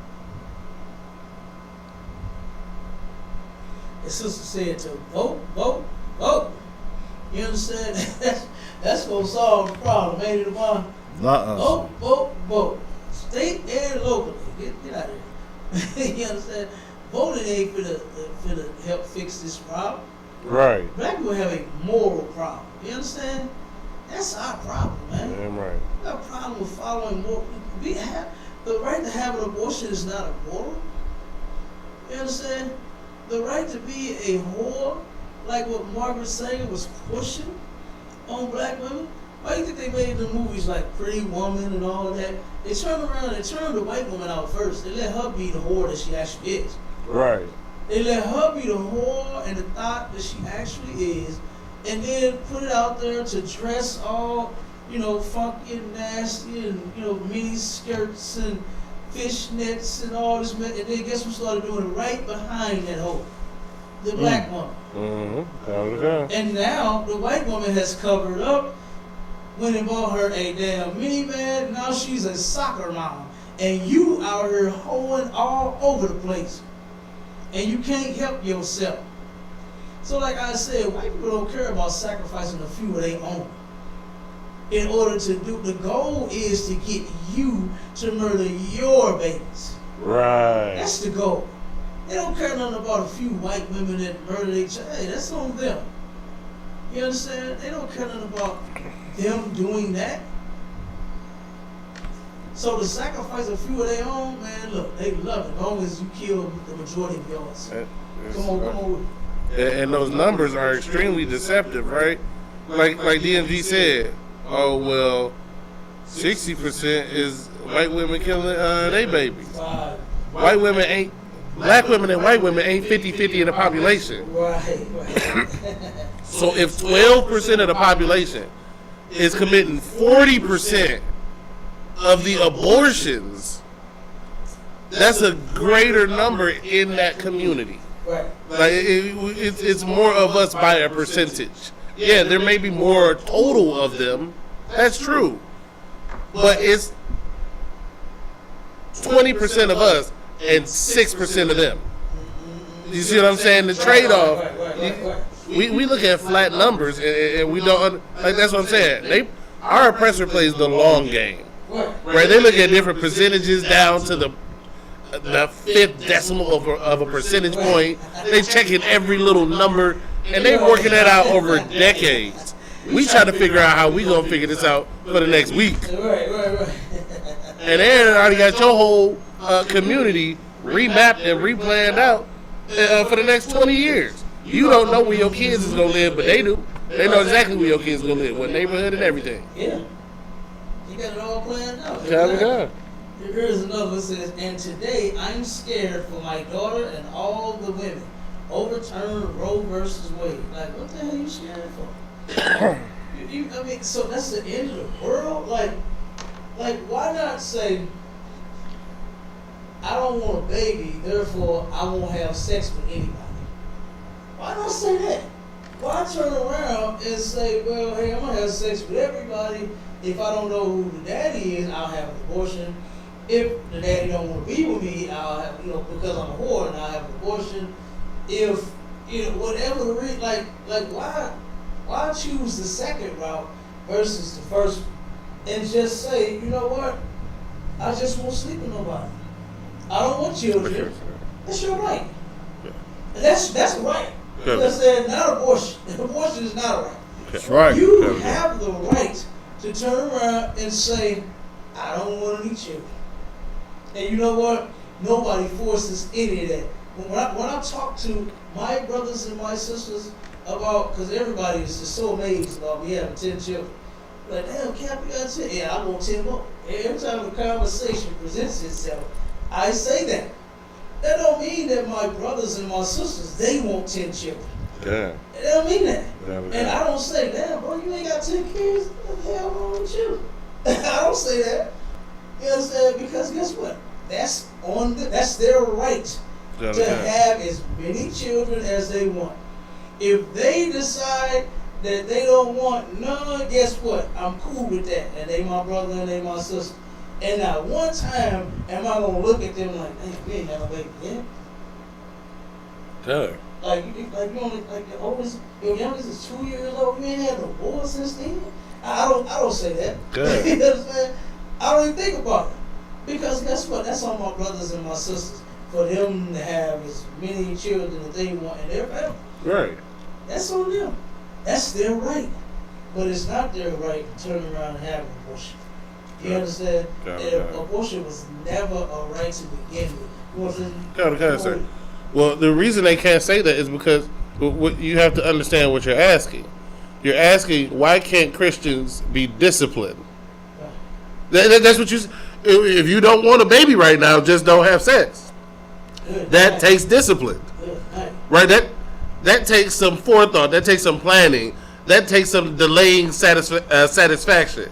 That takes delayed gratification. You can't tell a Christian to be disciplined or to delay satisfaction. Like that's why you can't just say, "Oh, why this don't work." See, okay, most people don't understand and don't realize Cap has been in the school for a little too long, and so why not be disciplined is just the answer that pops in his head. Like you don't understand. No, they don't understand what discipline is. They don't understand. Okay, you can't do what you want to do, and you got to be okay with that. Like that's not in Christianity. In Christianity, it's not by Jesus. You can't tell them nothing that the Bible say if they don't agree with it. Not by Jesus. Well, that may be how you read it. That's what it says. They only think what goes on in their own mind is what's right.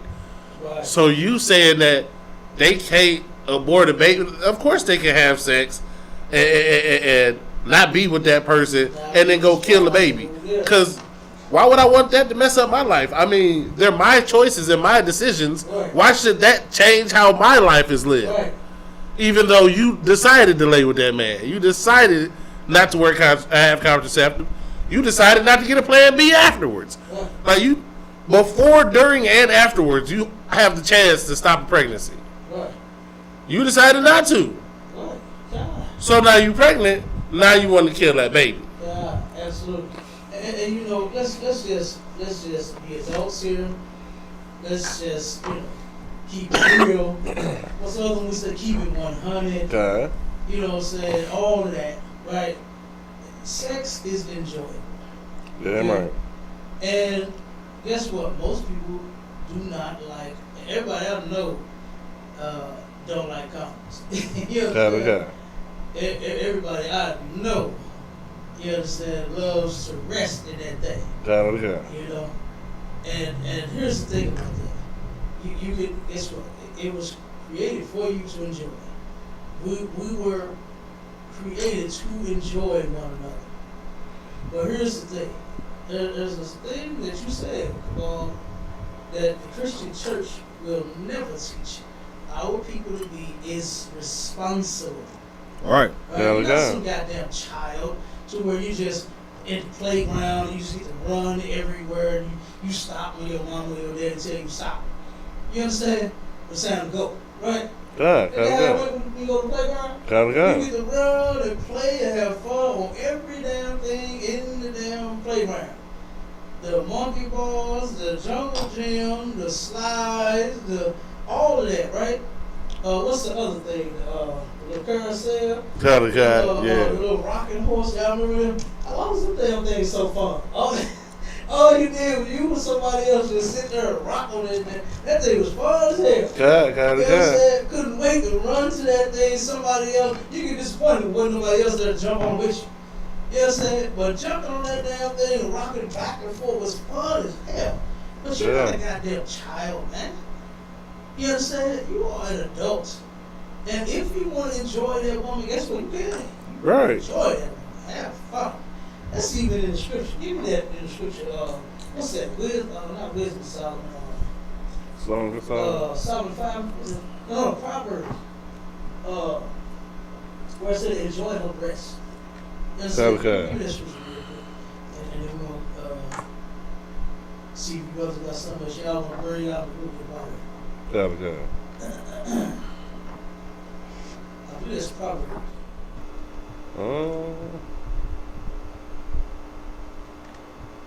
While you get that, I'm gonna read this last. I got you, Ella. Okay, 1 second. It said, Roe versus Wade, another post from another sister. What an outrage. Women in America will no longer have a statutory right to abortion. It will be up to each state to decide if it's okay for women to have an abortion. This will have a devastating. This will have a devastating for all women. But look, we can't put these sentences together like This will have a devastating for all women, but particularly for women with no money. This is the lowest blow against the rights of women over their own bodies. No, it's not. Do you know how many of us was raised poor? And we still here? You know what I'm saying? Healthy? Like we made it. Like, you know what I'm saying? Right. I don't know. Like, we came up poor, right? And everybody came together to help raise the child. They passed down clothes so that the children would be naked. They bought food, sugar, and things like that so that the babies wouldn't go hungry. You know what I'm saying? If you didn't, if your lights got cut off, hey, everybody come out over here and sleep on the floor, on the couch, on the pallet, in the bed, all the kids slept in the bed. You know what I'm saying? With each other. Having fun, jumping in it. You know what I'm saying? Till it was time to go to sleep. Like like, come on, like, no child just died because they was poor. You know what I'm saying? They had assistance. Even way back in the 60s, black women was going to get assistance. They were poor. In the 50s, they were poor. And they went and got assistance so that those children would not starve, would not die. You know what I'm saying? They had clothes. They may not have had the best clothes and designers and stuff like that. Right? I wasn't saying that when I was a kid. She said, son, you might not have all them fancy clothes that you see other people wearing, but at least you ain't walking around like you got some decent clothes on your back and on your butt. So guess what? Be thankful for what you got. I remember saying that. Kind of kind, sir. You know what I'm saying? You ever said that to your mom? Kind of kind. You ever said that to your mom? Come on, man. We ain't been raised a little bit different. We all been raised the same. We're all people. And we came up the same way. Very few I know that had what they call silver spoons in their heart. And just had the finer things in life. You understand? Very few of our people. Okay? So guess what? No child, I mean, like I said, I remember if my partner, one of the friends we was playing with said they was hungry, they could come to my house and eat. They mama, hey, we home, I'm home, man, my friend outside home. And you know what, mama, what the shit feed the kid with, you know, ain't no my son, ain't my responsibility. I don't know him. Mama ain't brought no food, put no food samples in his house. They didn't say that. Right. They said, oh, y'all hungry? And mama couldn't wait to go in the kitchen and cook something up for these kids. Especially grandma. Grandma really throw around. She come out with a whole damn Thanksgiving dinner. We don't celebrate Thanksgiving, but when I'm making this, she bring out all these food. You know what I'm saying? For everybody to eat. You know, so come on, man. No child is, that's an excuse saying that you ain't got no goddamn money. If we came together, it wouldn't matter if you had money or not. You would still eat, you would still have the things that you need to survive.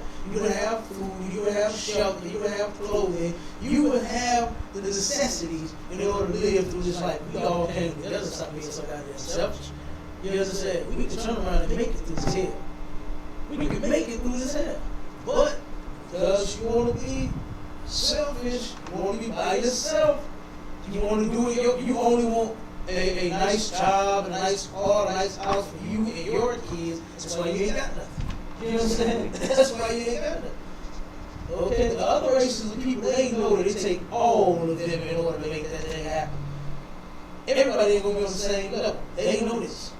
Right? You got some that own the McDonald's. You got some that got to come out of McDonald's. You got some that own the Starbucks. They love coffee and hot chocolate.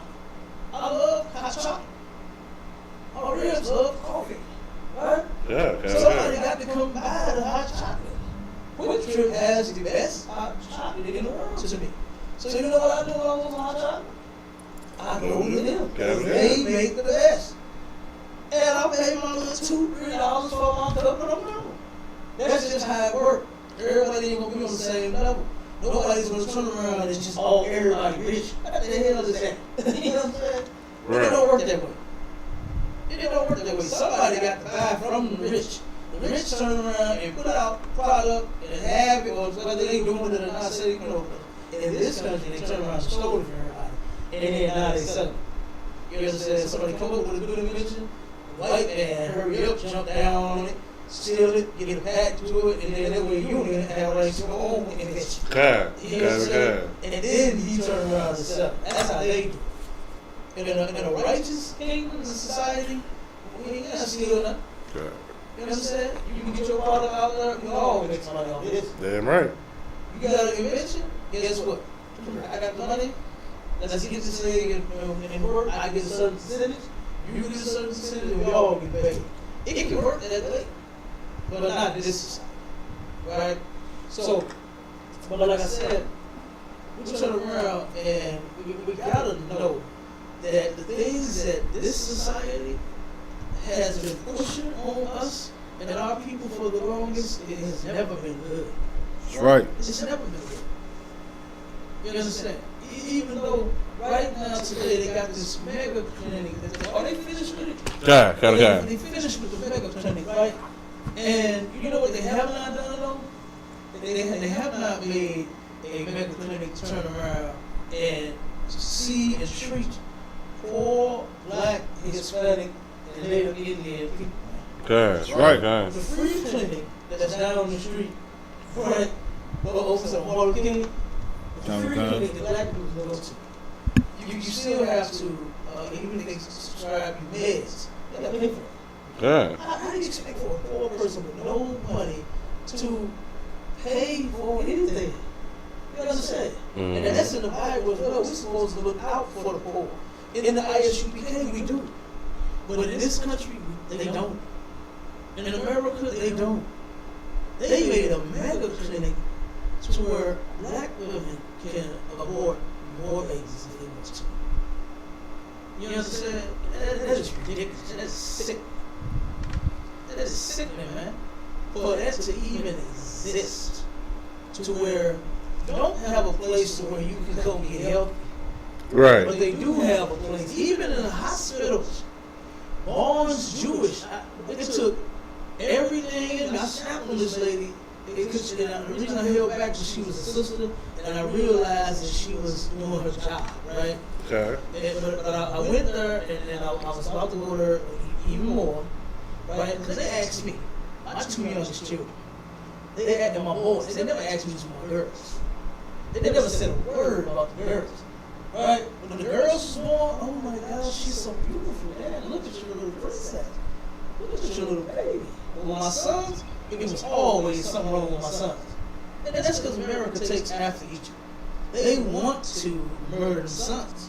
They don't want us to have no boys. Why? Because the boys will turn around and guess what? He's going to one day become a man. He's going to one day have one woman or two or three or four or five. And he's going to impregnate all of them. Right. And more babies are going to be born. But this sister came to me and she asked, well, she gave us a pamphlet. The abortion is on the table if we ever need it. I said, we don't need that thing. You understand? We're going to have this baby. Like I said, I held back because it was a sister, and I know that this was not something that she would normally push. You understand? They told her at her job that she has, because she's a nurse, she must present this to each patient. Right? So it don't look so bad. Ain't that what Margaret said? Yeah. We want you to kill yourself, but no, this isn't just you that we're offering this to. We do this to every patient. Mm-hmm. Right? So she, like I said, she asked, and I'm like, okay, well, no, we don't want it. And she kept asking. Yes, she asked me again. So I had to say, didn't I just tell you we don't want that? We both just told you we could have had this baby. You know, so, like I said, I didn't go there totally. Mm. You understand? Because she was a sister, and she is a victim as well. You understand? She is a victim of this evil plot as well. Right. So it's not her fault. You know what I'm saying? So I didn't beat the sister up or cuss her out or go all off on her. But I had that last time I had to snap with them. Yeah. You understand? Because now you get on my nerve. You understand? I don't like you asking me the same old goddamn thing over and over and over again. Yeah. You know, you're not finna get no abortion out of here. Okay? So like I said, it wasn't her fault. You know, it's Orange Jewish fault. It's the Jewish white people that want us dead. Right. It's the American white people that want us dead. It's the European white people that want us dead. Whichever white person they are, you understand? They all want us dead. And they love to see us kill our babies. You understand? The less of us in the world, it'd be a much better place to them. A much better place. Did you have anything you want to bring up, Paul? No, sir. Got something you want to bring up? No, sir. All right, well, with that, we're going to go ahead and end the show. Shalom, everybody.